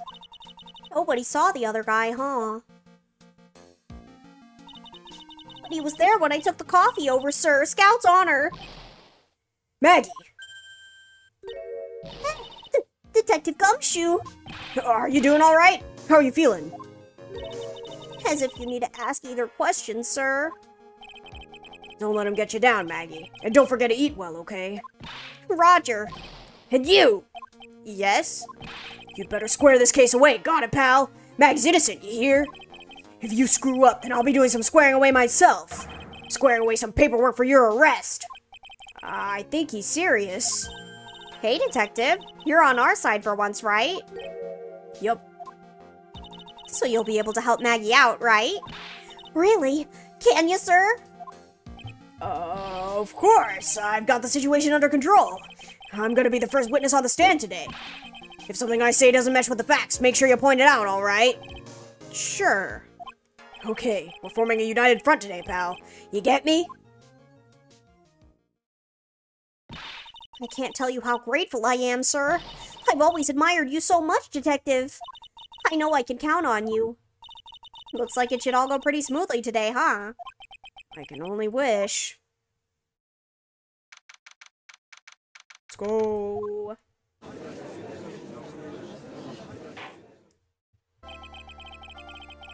Court is now in session for the trial of Maggie Bird. The defense is ready, Your Honor.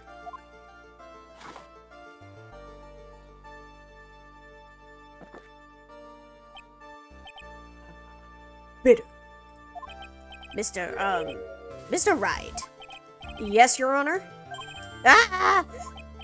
What's wrong? Nothing. It's just, whenever I addressed you in the previous trial, your response was, You was talking to me? it was a little, well, intimidating. No, that wasn't me. That was the phony Phoenix. I see. So our trusty Phoenix Wright is back with us now, is he? Our trusty? So, Mr. Godot, your opening statement, please. Mr. Trite, whether you're a fake or the real deal, we will find out soon enough through this trial today. But I can already tell you, I'm the real Phoenix Wright. I wasn't questioning whether you're Phoenix Wright or not. I was questioning whether you had studied law or not. That is what I intend to find out. There's no denying it. Behind that mask is a man who really hates me for some reason or another. As everyone is aware, the court has already given his verdict on this case once. Therefore, I won't stand for irrelevant testimony during this retrial. Nor will I stand for a simple repetition of the evidence presented in the last trial. I'm not planning on repeating anything that phony me said, trust me. Now then, Mr. Godot, please summon your first witness. He looks so sad. Let's start with the formalities, shall we? Name and occupation. Witness, state your name for the court. Huh? Oh, sorry, sir. The name's Police Department Detective, occupation Dick Gumshoe. Other way around, detective. Huh? Oh, sorry. Anyway, I'm the officer in charge of this case since yesterday, sir. Since yesterday? Yeah, the guy who was on the initial investigation's tied up with another case now. I hope Gumshoe's really got everything under control, for everyone's sake. I see. So, Detective Gumshoe, would you outline for us the basic facts of the case? Yes, sir. The victim's name was Glenn L. He was a professional programmer. He was on the payroll of Blue Screens Inc., a local company. This is the victim's autopsy report. The court accepts this into evidence. Died of potassium cyanide poisoning. Time of death was between 1:30 and 2:30 p.m. And here are the floor plans of the restaurant. When the incident took place, the victim was sitting right here. The poisoned coffee was brought to him by the waitress. The waitress being the accused. Yeah. The victim died from poisoning almost immediately after he took a sip of the coffee. At the time of the incident, there were 2 other people in the restaurant. Mr. Sean Armstrong, the owner and chef, and a regular by the name of Mr. Victor Kudo. It still seems to be a very straightforward case to me. Yay! Floor plans. Come, detective. Take up this hammer and nail the defendant's coffin shut with your own 2 hands. Now then, Detective Gumshoe, let's have your testimony. Yes, sir. We press everything. Oh. We understand that the guy, Glenelg, was listening to the radio at the time. Traces of poison were found in his coffee cup. And what we found was potassium cyanide. That stuff really packs a punch. And, looks like Mrs. Bird might have had, well, some kind of motive.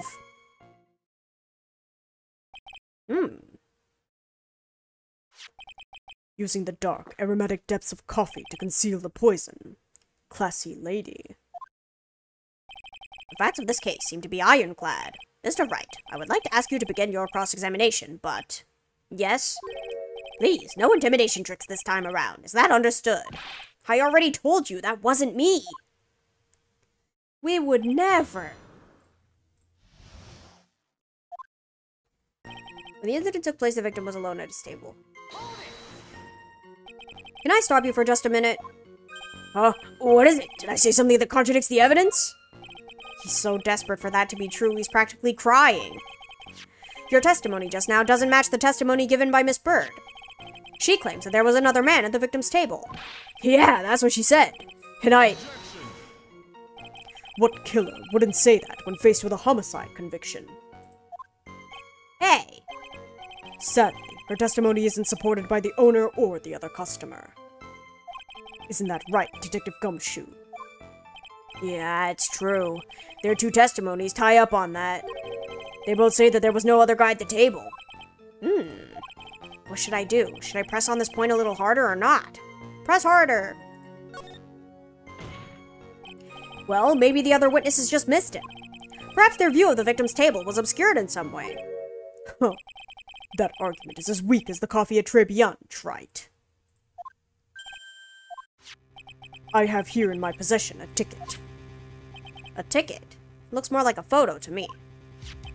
Yes, a one-way ticket to Guiltyville. Population the defendant.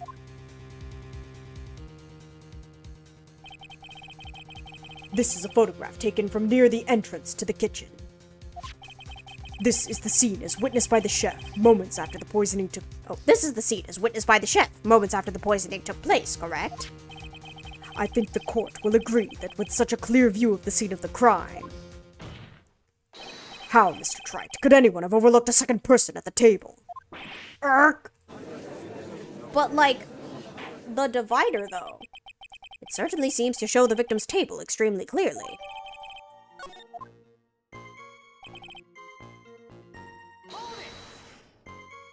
He was listening to his radio, you say? Yeah, he had a portable radio in his chest pocket. Maggie told us that too, didn't she? Something about how one of them had some sort of earpiece. What should I do? Should I press on this point a little harder or not? Harder. And what was it that the victim was listening to on the radio, Detective Gumshoe? Huh? How should I know? Thanks a lot. We're now one step closer to the middle of nowhere. This isn't going very well, is it? Detective, could you perhaps tell us about the poison and how it was used?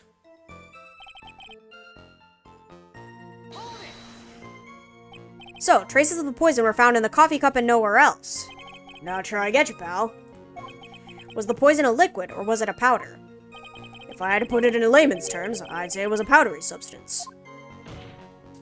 So the poison could have been in anything that was on the table. Sugar, salt, pepper.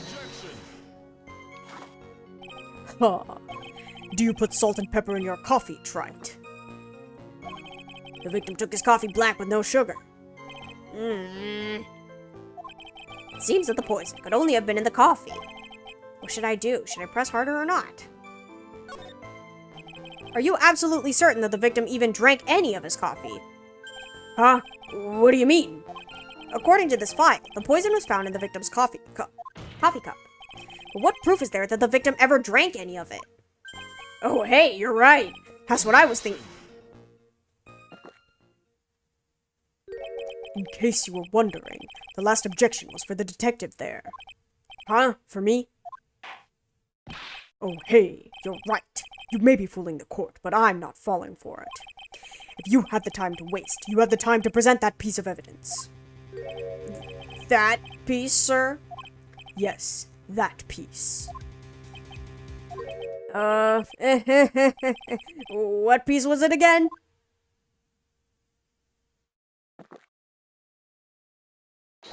else.This. Should I be grateful this coffee's only hot enough to give me first-degree burns? Oh, now I remember. This is the, victim's coffee cup. Yes, the victim's cup. Take a good look at the rim. Oh, yes, it's unmistakable. There's clearly a coffee stain on it. Conclusive proof that the victim did drink the poisoned coffee that was in this cup. The victim gulped down the bitter... For the record, the only prints on the cup were the victims and the defendants. Okay. Upon further investigation of the cup, we found a certain chemical substance. Potassium cyanide. I've heard of that chemical before. Exactly how strong is this poison, Detective Gumshoe? Well, the stuff's lethal. Eat too much in your history. How much is too much? A lethal dose is 0.2 grams. That's about enough to finish anyone off. 0.2 grams? How much is that? You know when you swab your ears for earwax? Yeah, about that much. Earwax, huh? Sounds like something Gumshoe's got an abundance of. Such a small quantity of poison could have been concealed anywhere.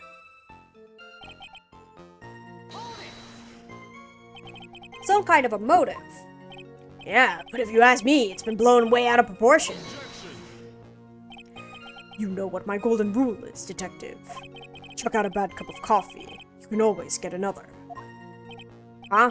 I don't get it. I'm saying we can always get another witness on the stand if we have to chuck you out. So stick with the facts, detective. Now then, what was Miss Bird's motive? Come on, Gumshoe. They said she wanted to steal a lottery ticket. I knew it. That's what we heard yesterday, too. It disappeared from the scene of the crime. And it wasn't just any lottery ticket. It was a winning ticket for $500,000. Mr. Armstrong knew about the ticket too, didn't he? But he stole the wrong one. Then, is it possible that Maggie stole the winning one? What should I do? Should I press on this point a little harder or not?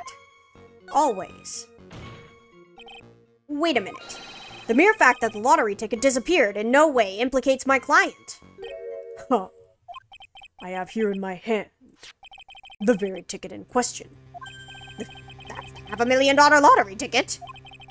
One of the female police officers found it when she was conducting a search on the defendant. What? Order. Ha. Ha. She was quite the lucky bird, our little waitress. You will submit that ticket as evidence to the court immediately. I'd better keep an eye on that ticket. The way the judge's voice is quivering.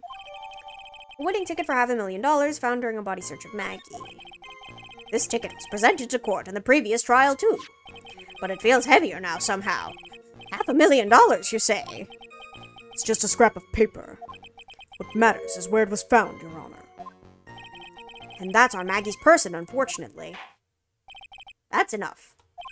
The facts of this case seem overwhelmingly clear to me. The defendant had ample opportunity to commit the crime of which she was charged.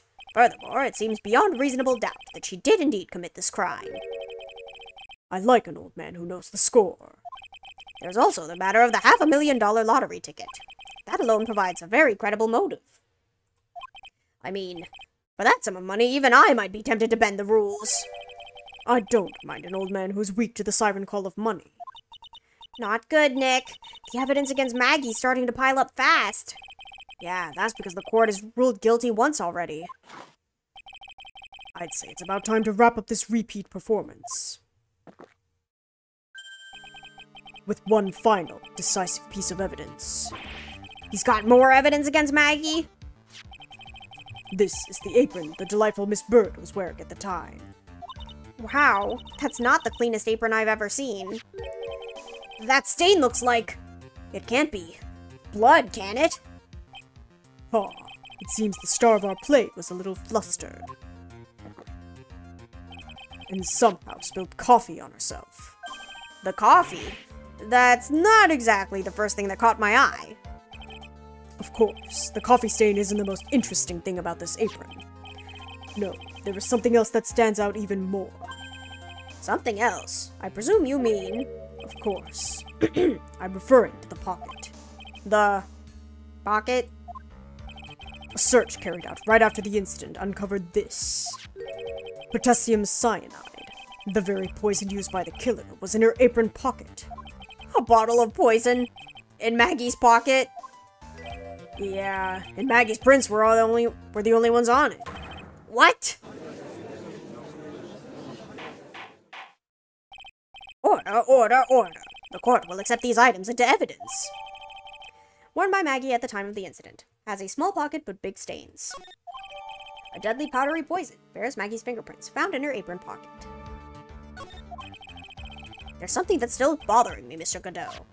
Why have you not explained the bloodstain to the court? Bloodstain? What bloodstain would that be? Don't play games, prosecutor. The blood-colored stain that's smeared all over the apron.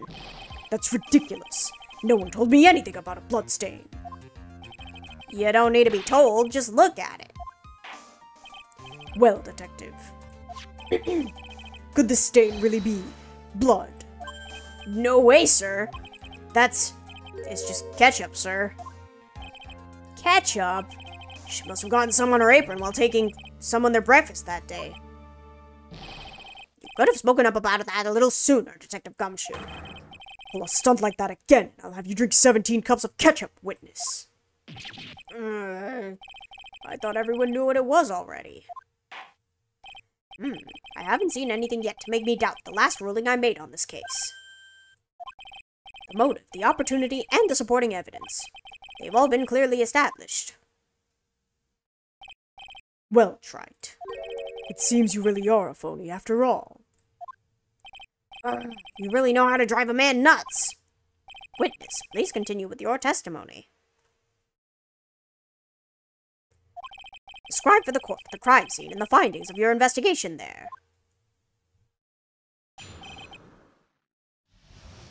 The investigation. The crime was reported at 2:25 p.m. by a kind of scary old man, sir. Poor Maggie had passed out from the shock. It must have been real tough for her. The victim didn't have any identification on him, but we figured out who he was pretty quick, and then the investigation went smoothly. When Maggie was searched, we found the lottery ticket and the bottle of poison. And that was it. There was nothing else missing from the crime scene.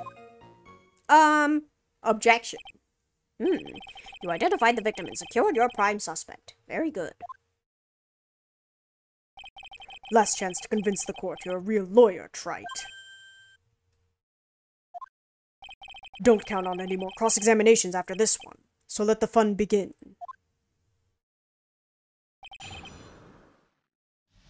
CD!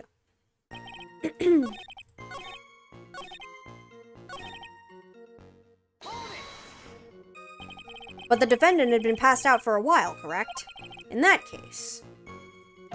Isn't it possible that someone planted the evidence in Maggie's pocket? Hey, yeah, you nailed it, pal. It happens to me all the time. We had a department party the other day, and when I got home, I was wearing the boss's shoes. Keep up this crazy testimony, detective, and those shoes will end up down your throat. Sorry. So, Trite, someone planted the evidence in Maggie's pocket. That's a pretty bold statement. Care to back it up with some evidence? Well, I'd love to if I had any. It appears you have no evidence to support your theory, Mr. Wright. Continue with your testimony, witness.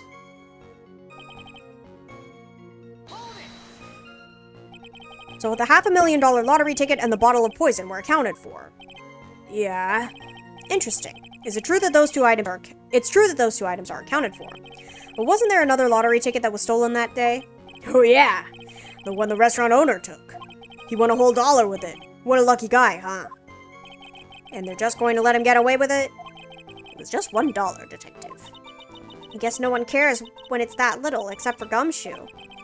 If I don't find a hole in this testimony, the judge is going to hand down a verdict. Gumshoe isn't giving us anything to work with. Hi, Godspeeds, welcome. We can't find any contradictions if he doesn't give us something. Yeah, that's true. But Maggie and Gumshoe are like Dumb and Dumber. Our only hope is that they were so dumb they missed something obvious. Come on, Gumshoe, be the dumbest you've ever been. Okay. There was nothing else missing from the crime scene. But the CD. This thing. But I don't know if that doesn't prove that there was a CD. It's scum saving time.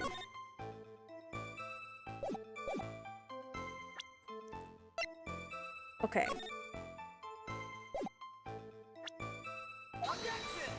Nope. Okay.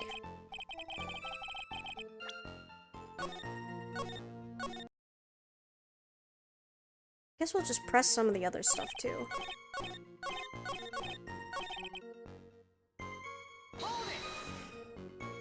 Scary old man, Detective Gumshoe. There's an old man who's a regular at the restaurant where the incident happened.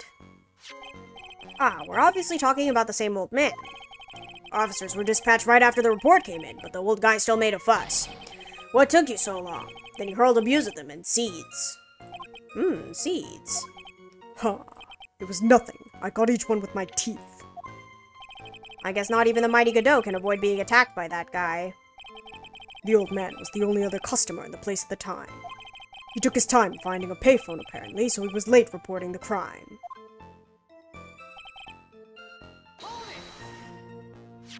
How long was the defendant unconscious for?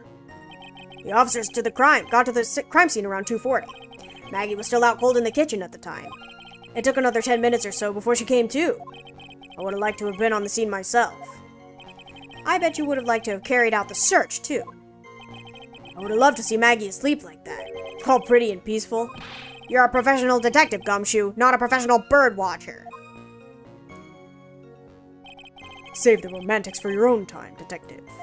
All we need to know about this is about the investigation. Oops, guess I'm pretty red right now, aren't I? You didn't have any. Are you saying that it was stolen then? No, I don't think so. The victim didn't have a driver's license or even a credit card on him, pal. All he had was 58 cents in his wallet. 58 cents? Yeah, I can't believe I found someone with less in their wallet than me, pal. The victim sounds like he was a thoroughly miserable young man. Or some kind of outlaw. Why not give him a bit of an edge? I think I'm onto something here. He had no ID. Okay. Wait a sec. Huh? Did I say something dumb again? Let me paraphrase what you just testified to this court. The victim didn't have any form of ID on him. That's basically what you said, yes? Yeah, basically. In that case, how were you able to identify the victim so quickly? Oh, that. He's so let down, he's got the whole sagging shoulders and puppy eyes thing going. There was a prescription bag on the victim's table, along with a lottery ticket. It seems Mr. Glenn L. visited the doctor before he went to Tribulations. We got the victim's name from the medical records of the doc who prescribed the meds. That's a reliable enough source for the court. What should I do? Should I leave it alone or ask to hear more? A prescription bag. So what sort of medicine was in the bag? Well, actually, the bag we found was empty. Huh? Yeah, completely empty. It was completely empty. Interesting. Huh. You're entering an empty paper bag as evidence? Desperate, are you, Trite? Now, what happened with the investigation after that, detective? Okay.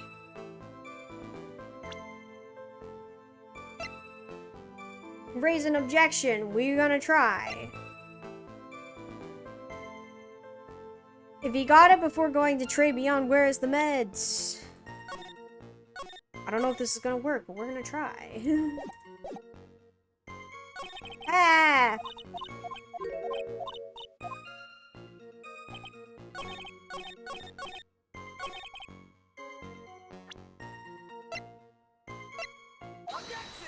Nice. Detective Gumshoe, I think I should point something out to you. There's just one small contradiction in your testimony. Oh, finally! I'm getting all anxious just waiting, so hurry up, will you? You testified that nothing else was missing from the crime scene. However, the prescription bag you mentioned was empty. Did the officers recover the medicine from the scene of the crime later? No, they didn't. The victim was given a prescription bag right before going to Tribulations. Where then did the medicine disappear to? You are too cool, pal! Let's go. Indeed. Due consideration wasn't given to the victim's prescription in the previous trial. Witness, why do you always overlook such vital pieces of evidence? I guess that's the most careless thing I've done so far, huh? The victim was killed by poison, and the victim's medicine mysteriously disappeared. The victim's own prescription could have been the lethal poison itself.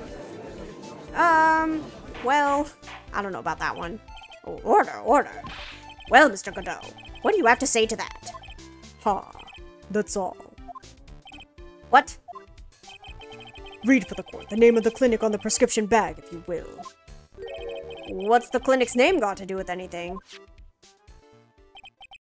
New Ear Otolaryngological Clinic. Otolaryngological? Just what kind of illness was the victim suffering from, Mr. Godot? Hardly an illness, Your Honor. More like a bitter war wound, you could say. I don't know how to say words. What are these long words? A war wound. The day before the incident, Mr. L found himself in a fight. He took a blow to the side of the head and ruptured his eardrum. Ouchie. He ruptured his eardrum? Then what on earth was the prescription he was given? It was a cream that was to be applied topically inside his ear canal, not to be ingested. What? It's mentioned in the autopsy report if you read the fine print. They found traces of the medication in the victim's left ear. Yes, here it is. In very, very fine print. Not the fine print. It seems Mr. L correctly applied some of the medication while he was at Tribulations. Therefore, it would be absurd to believe that he would have eaten his medication. Urgh. It seems that the medication is irrelevant to the case after all. No. Nick, if you don't think of something quick, it'll all be over. She's right, but I can't get away with any old weak objection. What should I do? I mean, it disappeared, right? Like, we still don't know where it is. Only moments ago, Mr. Godot made the following statement. It seems Mr. L correctly applied some of his medication while he was at Tribulations. If that's the case, then why was the medication not found at the scene of the crime? But the medication in question was for topical use inside the ear canal.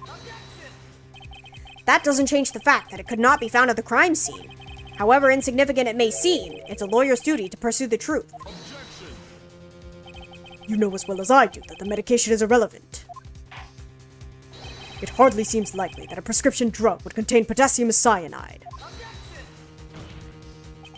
It hardly seems likely that the coffee the waitress served would contain it either. But it did. The possibility is undeniable. That is enough. Mr. Godot, is the detective the only witness the prosecution wishes to call? Mr. Godot. I've got my own witness I'd like to call, sir. He's the old man who was there in the restaurant on the day of the murder. Victor Kudo, the pigeon hater. Very well. The matter of the disappearing medication seems little more than trivial at best. However, it wasn't explored at all in the previous trial, and that is something that bothers me. Yay, good job, Nick. The court will adjourn for a 10-minute recess, after which we will hear the prosecution's next witness. Huh. I suppose this means I'll just have to finish you off in my last 6 cups. Court is adjourned for recess. He's already had... Wait, how many does he say he had? Is it 17 or 13 after war? Phew! That was close. Tell me about it. I nearly died in there. That's my line, sir. No, it's my line. I think I really did die a little bit. 17? Right, he's already had 11? No way. Looks like we all nearly died in there. I can't believe Detective Gumshoe. How could he betray us like that? Huh? He said he'd help me, but he totally set me up. I don't think he meant to do that, Maggie. He was backed into a corner. I mean, the guy's gotta do his job, right? It's okay. I know all about lies and betrayal. I've had them my whole life. But it really hurt this time. It felt like someone punched me hard in the stomach. I hate that guy. I don't ever want to see him again. Poor Gumshoe. So the next witness is going to be that old guy from the park, right? Yeah, Mr. Kudo. Lover of waitress outfits and projectile seeds. I bet he's gonna be really stubborn. I mean, he's pretty set in his ways, you know. Yeah, he's a big old grouch. Are you going to be able to handle him, Nick? Yeah, I could take whatever he throws at me. Even those never-ending bird seeds.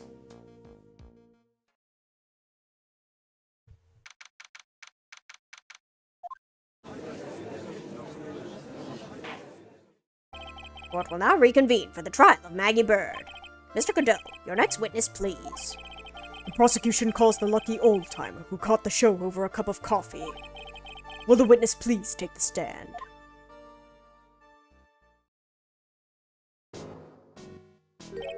Name and occupation, if you don't mind. The name is Victor Kudo, born and bred in the land of the rising sun. Honor and duty are what make me. Mind you, I can be quite emotional at times, too. We don't need to hear about that, Mr. Kudo. Just tell the court your occupation. My occupation? Listen, young'un.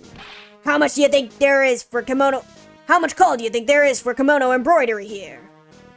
Posted a meme in the server? I'll go check it out later. Kimono embroidery? That's what I did back in Japan. I embroidered family crests on kimonos. My ancestors were embroidering kimonos before this country even existed. Wow, a real craftsman. They're a dying breed. Hey, maybe he could embroider my costume sometime. Anyway, like I said, there's not much demand for that kind of thing here.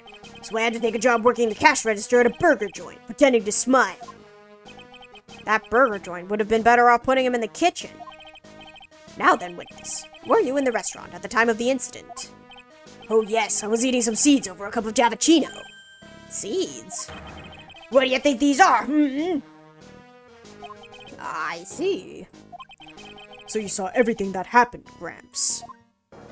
Did I? Oh yes I did. I saw it all. Then please tell the court. We're all ears. Sure. I'll tell you every last detail. He's really getting into this. Let's go.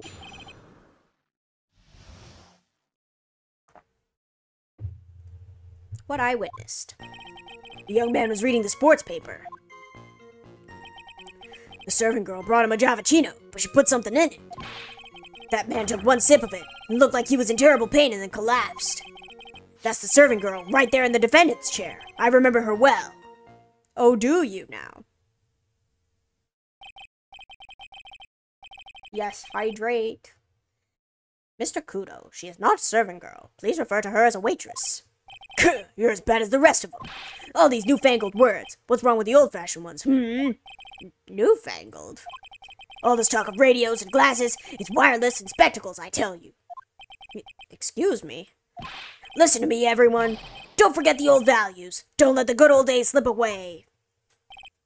Well, I think it's time to begin the cross-examination, Mr. Wright. Yes, Your Honor. Let's go.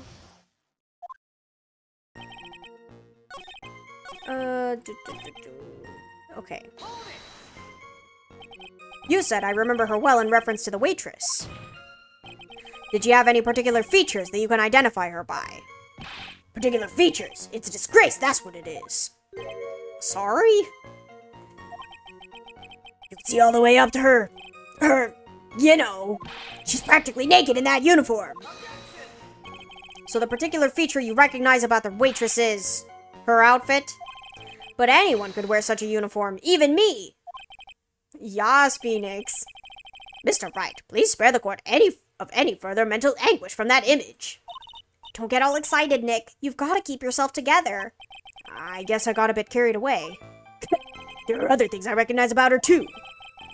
He seems pretty sure of himself. What should I do? Oh, we press harder. Sure, you saw a waitress take the coffee over to the victim. But what matters is whether the waitress was Maggie Bird or not. Right. Mr. Kudo, take these other features that you recognize about the defendant. I would ask you to add them to your testimony. Sure.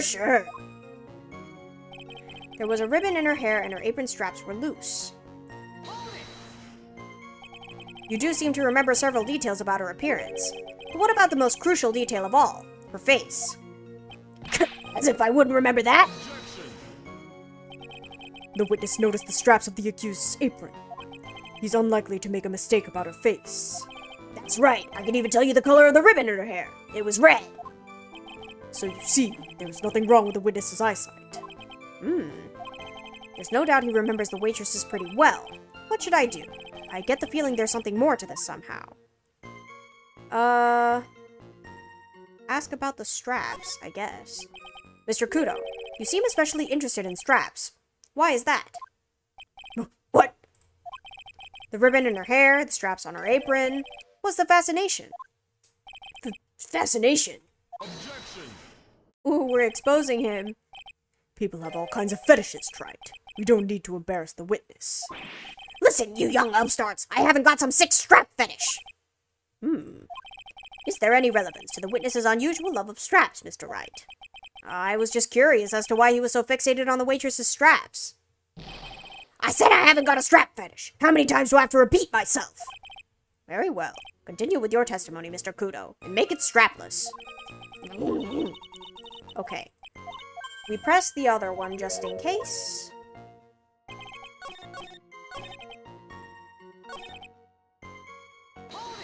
And we ask about her back. Objection.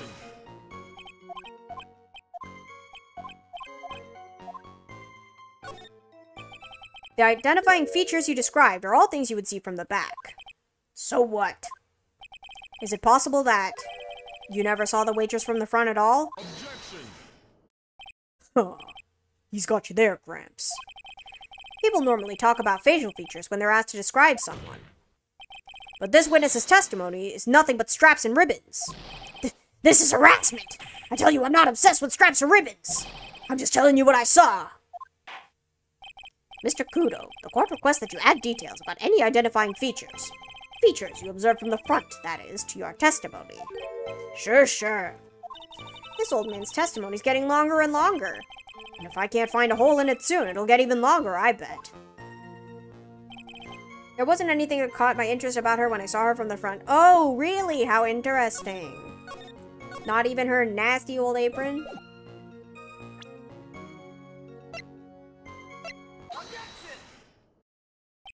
Mr. Kudo, I would like you to please take a look at this. Filthy thing would suit filth like you just perfectly. Objection, indeed. Actually, it reminds me of what my grandson looks like after he's done eating. Have you ever seen this before? Of course I haven't. Do you think I'd forget something as dirty as that? Well, you half-witted clot. What? What is it? Ever since I said you half-witted clot, there's been an eerie silence in here. Mr. Kudo, this apron.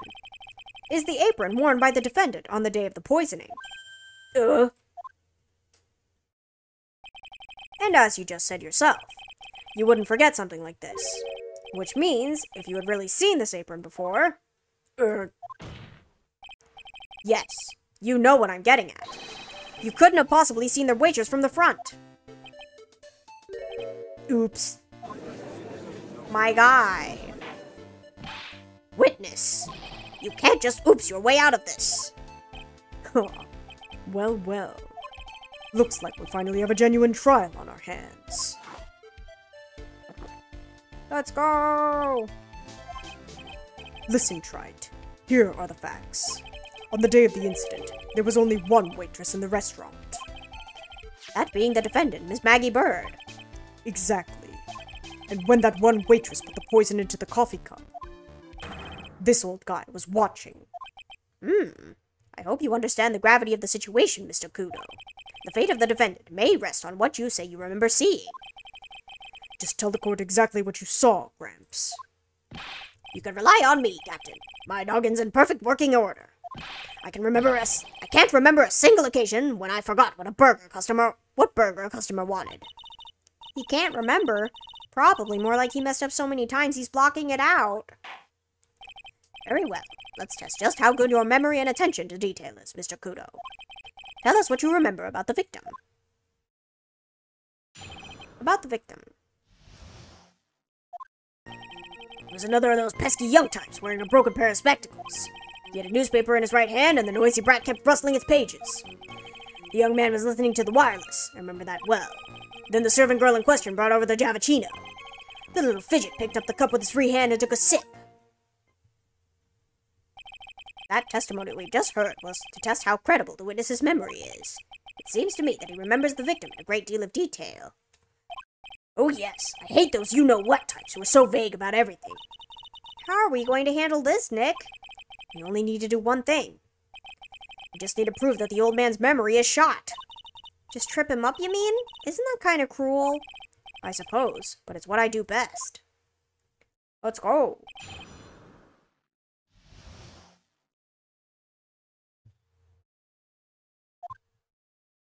Okay. Spectacles. Dark glasses to you. One of the lenses was green, but the other was broken. Newfangled rubbish. That's why I remember him so well. He did have some kind of lens over his left eye, but I wouldn't have called it a pair of glasses. He seems to have been wearing some rather modern-looking shades. Perhaps I should take to wearing some and rival Mr. Godot's sharp appearance. We'd better come up with something sharp and quick.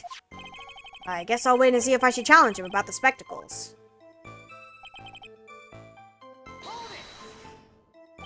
The newspaper was a sports paper, wasn't it? That young hooligan, I nearly asked him, can't you even read without fidgeting? How was I supposed to be able to read the back page with all the wrestling going on? I need to find out if Gus and Braun retained his championship title. It was his paper, not yours. If you wanted to know so bad, why didn't you buy your own? What are you looking at me like that for? How dare you judge me? Ow! Ow! Guts and Braun got beaten yesterday, by the way. Anyway.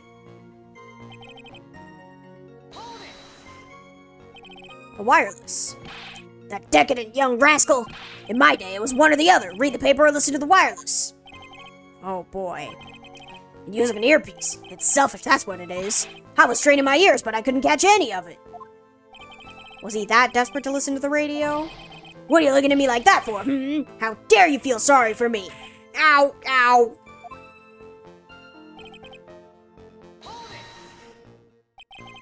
You mean the waitress, who you only saw from behind, right? You're one of those, are you? You never let anything go, is that right? Maybe. What does it matter if I saw her from the front or behind? My eyes don't lie. Ow! Ow! I better not push it until I've got some hard evidence. His free hand. Yes. Which hand was that? Weren't you listening before, cloth ears? I said he was rustling the newspaper with his right hand, didn't I? If his free hand wasn't his right hand, then which hand was it, you moron? Ow! Ow! Ha. Perhaps the great Mr. Trite has 3 hands. Yeesh, I was only asking. No need to gang up on me and treat me like a freak. The whole point of this cross-examination is to establish just one thing.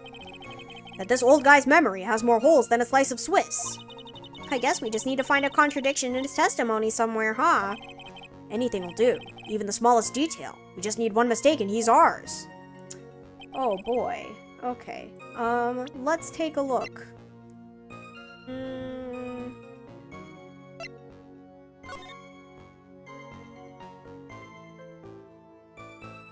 There's doodles on it, but it doesn't really tell me anything. Victim's handwriting.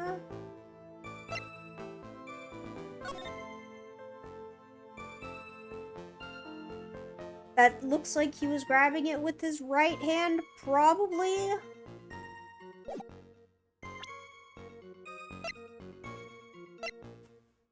Covered in the victim and Maggie's fingerprints, that's fine.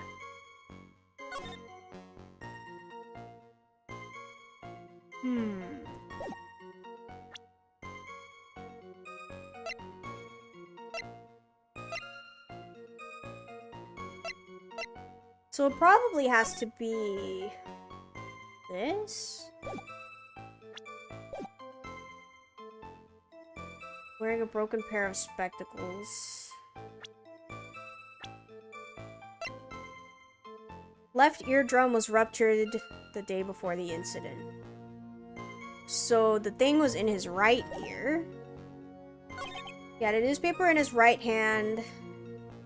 The young man was listening to the wireless. Then the serving girl in question brought over the Javachino. The little fidget picked up the cup with his free hand and took a sip. I don't know. Paper on the right hand? Yeah. Paper on the right hand, but then he said this was also the right hand, but he doesn't have two right hands.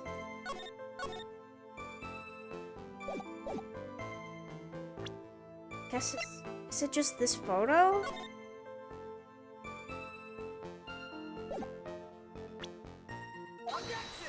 Nope, it's not the photo.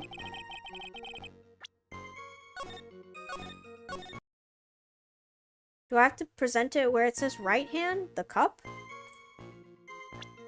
It does have fingerprints on it, but it doesn't say from which hand. We could try. Ah, I see. Mr. Kudo, do you remember what you were told at the start of this testimony? That this was a way of testing the credibility of your memory. I know. There's nothing wrong with my memory, I tell you. Nothing. If I got anything wrong, I'll eat the seeds and sing the pigeon song. Care to tell us where this is going, Trite? According to Mr. Kudo, the victim was holding the paper in his right hand, while drinking coffee with his free hand, which would make that his left. What's this, kindergarten? Oh, wait, because of the coffee stain, I see. Because you would have to hold it with your right hand here. I see. But I would like the court to please take a look at this. That's the cup the victim used, correct? Yes, and on the rim you'll notice the mark left by the victim's lips. Yes, there's a stain left by the coffee. If you consider where that stain is, you'll clearly see that the victim was holding the cup in his right hand. But how? Well, Mr. Kudo, the court is waiting for your epic performance. You said you'd eat those seeds and sing the pigeon song. Ah! Sing, boy, sing. Mr. Kudo, I'm afraid this is simply not acceptable. I think the witness had better go back to the park where he came from. Wait! If you think I'm gonna stand here and listen you tell me I'm mad, you're wrong. I don't care about that dirty coffee cup. I know what I saw. You still insist on your testimony. That young brat was holding the cup in his left hand. Oh yes, no question. I'm a good law-abiding citizen, I am. It's that dead young hotpot and you spiky-haired yahoo who are at fault. Who, me? Thank you, old man. We've heard quite enough from you already. Don't call me old man, old man. Been around for 68 years, I have. You can't ignore me. Listen to what I've got to say. I'm sorry, Mr. Kudo, but... Sure, why not hear a little more? Mr. Kudo! But this is my 16th cup of coffee, so this is your final stand. Thank you, Captain. You can rely on Victor. He do be munching on those seeds. Left hand or right hand? The boy was wearing the earpiece on the same side as the green lens of his specs. Kept fiddling with it all the time. That's his left side. But that shouldn't be right. He ruptured this eardrum. He was fiddling with it just before he picked up the cup, too. And then he used the same hand to pick up the cup, his left hand. You know that the victim was wearing an unusual monocle over his left eye. It wasn't a monocle, Your Honor. It's a small computer monitor often used by programmers. A monitor? You mean like a television screen? The inside of the lens is a screen that displays computer data. It's called an HMD. It's a common tool in the victim's line of work. HD, TV, DVD, CD, all these newfangled letters drive me mad, but they don't matter. I know what I saw and I'm telling the truth. It's true. He doesn't seem to be lying. And those are the facts, in good old black and white. But the eardrum. Eardrum.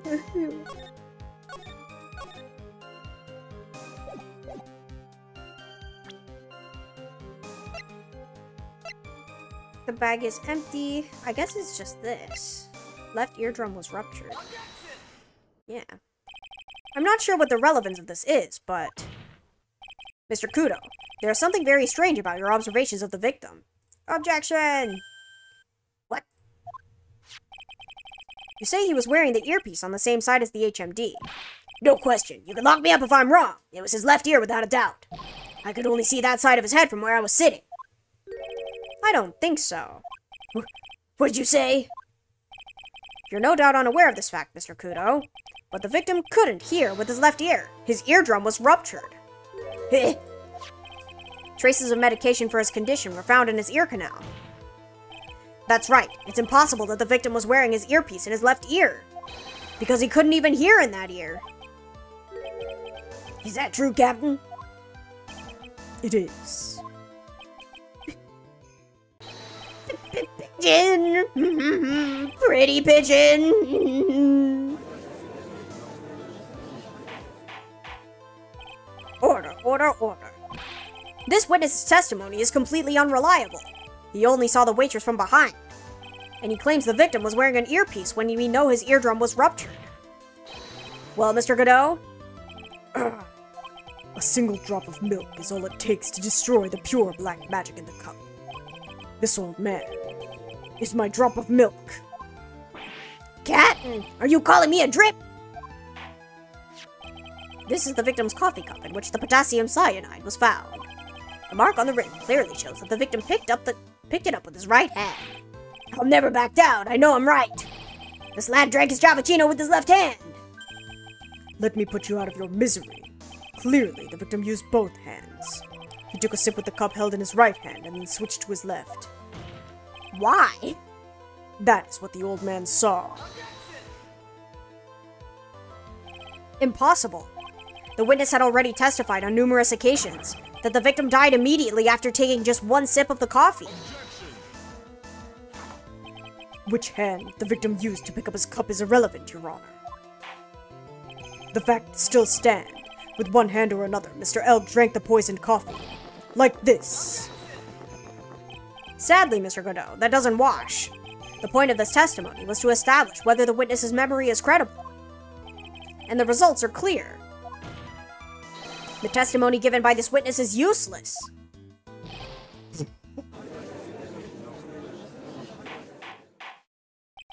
I believe it is time to conclude today's proceedings. I am satisfied with the witness is not deceiving the court. But to be frank, his testimony is a farce. Did you have to be so frank? Take that, you papa's old fogey! I'm sorry, Mr. Kudo. You can't reach me from there. That is tragic. I'm ordering the defense and prosecution to investigate the case further. That is all for now. This court is adjourned.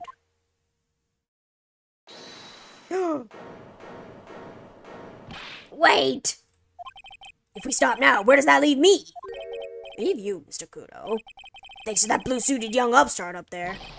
I'm just a bumbling old man who can't even dot his T's or cross his I's now. How is your bad memory my fault? I'm sorry, Mr. Kudo, but there's nothing I can do. I've kept my mouth shut until now, but there's something else the court should know. What? There's more? To be perfectly honest, it might not be anything, but I want another chance. I want another crack at you, young shark. Me? He's looking at me like I'm some sort of evil shogun. Well, everyone, what do you say to one final showdown? The final chapter in this eccentric old man's scrapbook. Sorry, Gramps. I've already had my 17th cup of coffee. What have you got to lose, Captain? I'll give you all the Javachino you want if you come to my house after the trial. I may be 68 years old, but Victor Kudo is still a man. That is enough, witness. I believe it will be quicker for the court to just hear your testimony. You bet, much, much quicker. I can't believe this is happening. Ha ha ha. You better get ready, youngster. I get the picture. Just quit throwing those seeds at me, would you? He's gotta be using some sort of infinite ammo code with that box of seeds. The final showdown. First of all, I want to stress that this might be nothing. I'm not too sure myself. The young boy slumped over the table as soon as he took one sip of his Javachino. Well, the clumsy idiot upset the vase. He knocked it right over. It broke and the strip of cloth covering the table got completely soaked. Well, how about that? Turn things upside down, Eh?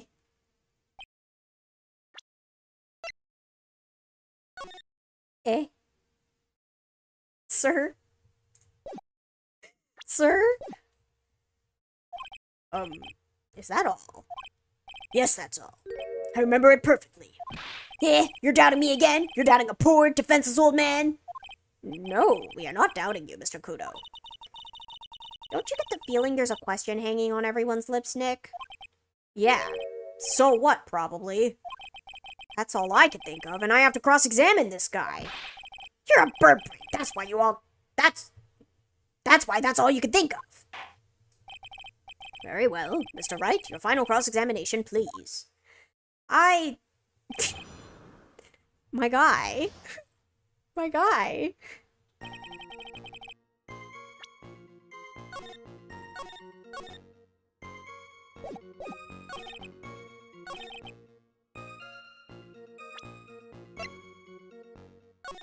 Yep, okay. Mr. Kudo, this is a photograph of the crime scene. So what? Look carefully at the table. The vase is there, intact. Huh? Lost your tongue, Granddad? I'm no granddad of yours, hopscotch! Ow, ow! Enough. If you throw any more seeds in this courtroom, the cleaners will be here all night. Ah! What is it now? I just remembered something. Yes, go on. The broken vase! It was on my table. What? Well, you see. It startled me when that young lad collapsed, so I stood up. That must have been when it fell over. The vase on my table, I mean. The vase on your table. Yes, it was on my table. And that's how my groin came to be completely soaked. My guy.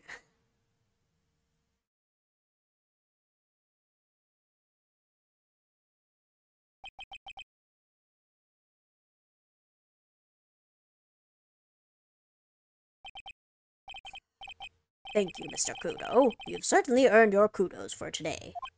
I'd like to ask a question now. Have I been any use at all? Perhaps that's something you should reflect on yourself, Mr. Kudo. Wait a minute. If that's the case, there's more. I've got more to say. Oh, yes. I remember something else. Bailiff, escort the witness out of the courtroom. Wait, listen to me! My guy. Well, you seem to have been considerably sidetracked. And I am still not in a position to deliver a verdict. The defendant has not been positively identified as the waitress in question. Additionally, there are two disparities in the testimony we have heard thus far. The mark on the coffee cup that the victim supposedly drank from with his left hand. And the earpiece which was inserted into his left ear, out of which he couldn't hear. Wow, Nick, you did it! I therefore require both the defense and the prosecution to further investigate the facts. Yes, Your Honor. There's one more thing before I call today's session to an end. One more thing, Your Honor? The witness we just heard from. He is most insistent that his testimony should be of use, so he summarized it accordingly into the statement. Okay. You may each have a copy of it if you wish. Whatever. The prosecution doesn't need props like that. Godot's really mad, huh? Yeah, I would be too. Very well. Here you are then, Mr. Wright. There are 3 copies, my own, yours, and Mr. Godot's. Yes, Your Honor. When the incident occurred, I broke the vase in my seat. I'm sorry. I'm sorry. This isn't a piece of testimony. More like a 5-year-old's apology. What the heck are we supposed to do with 3 copies? That is all. The court is adjourned. Let's go.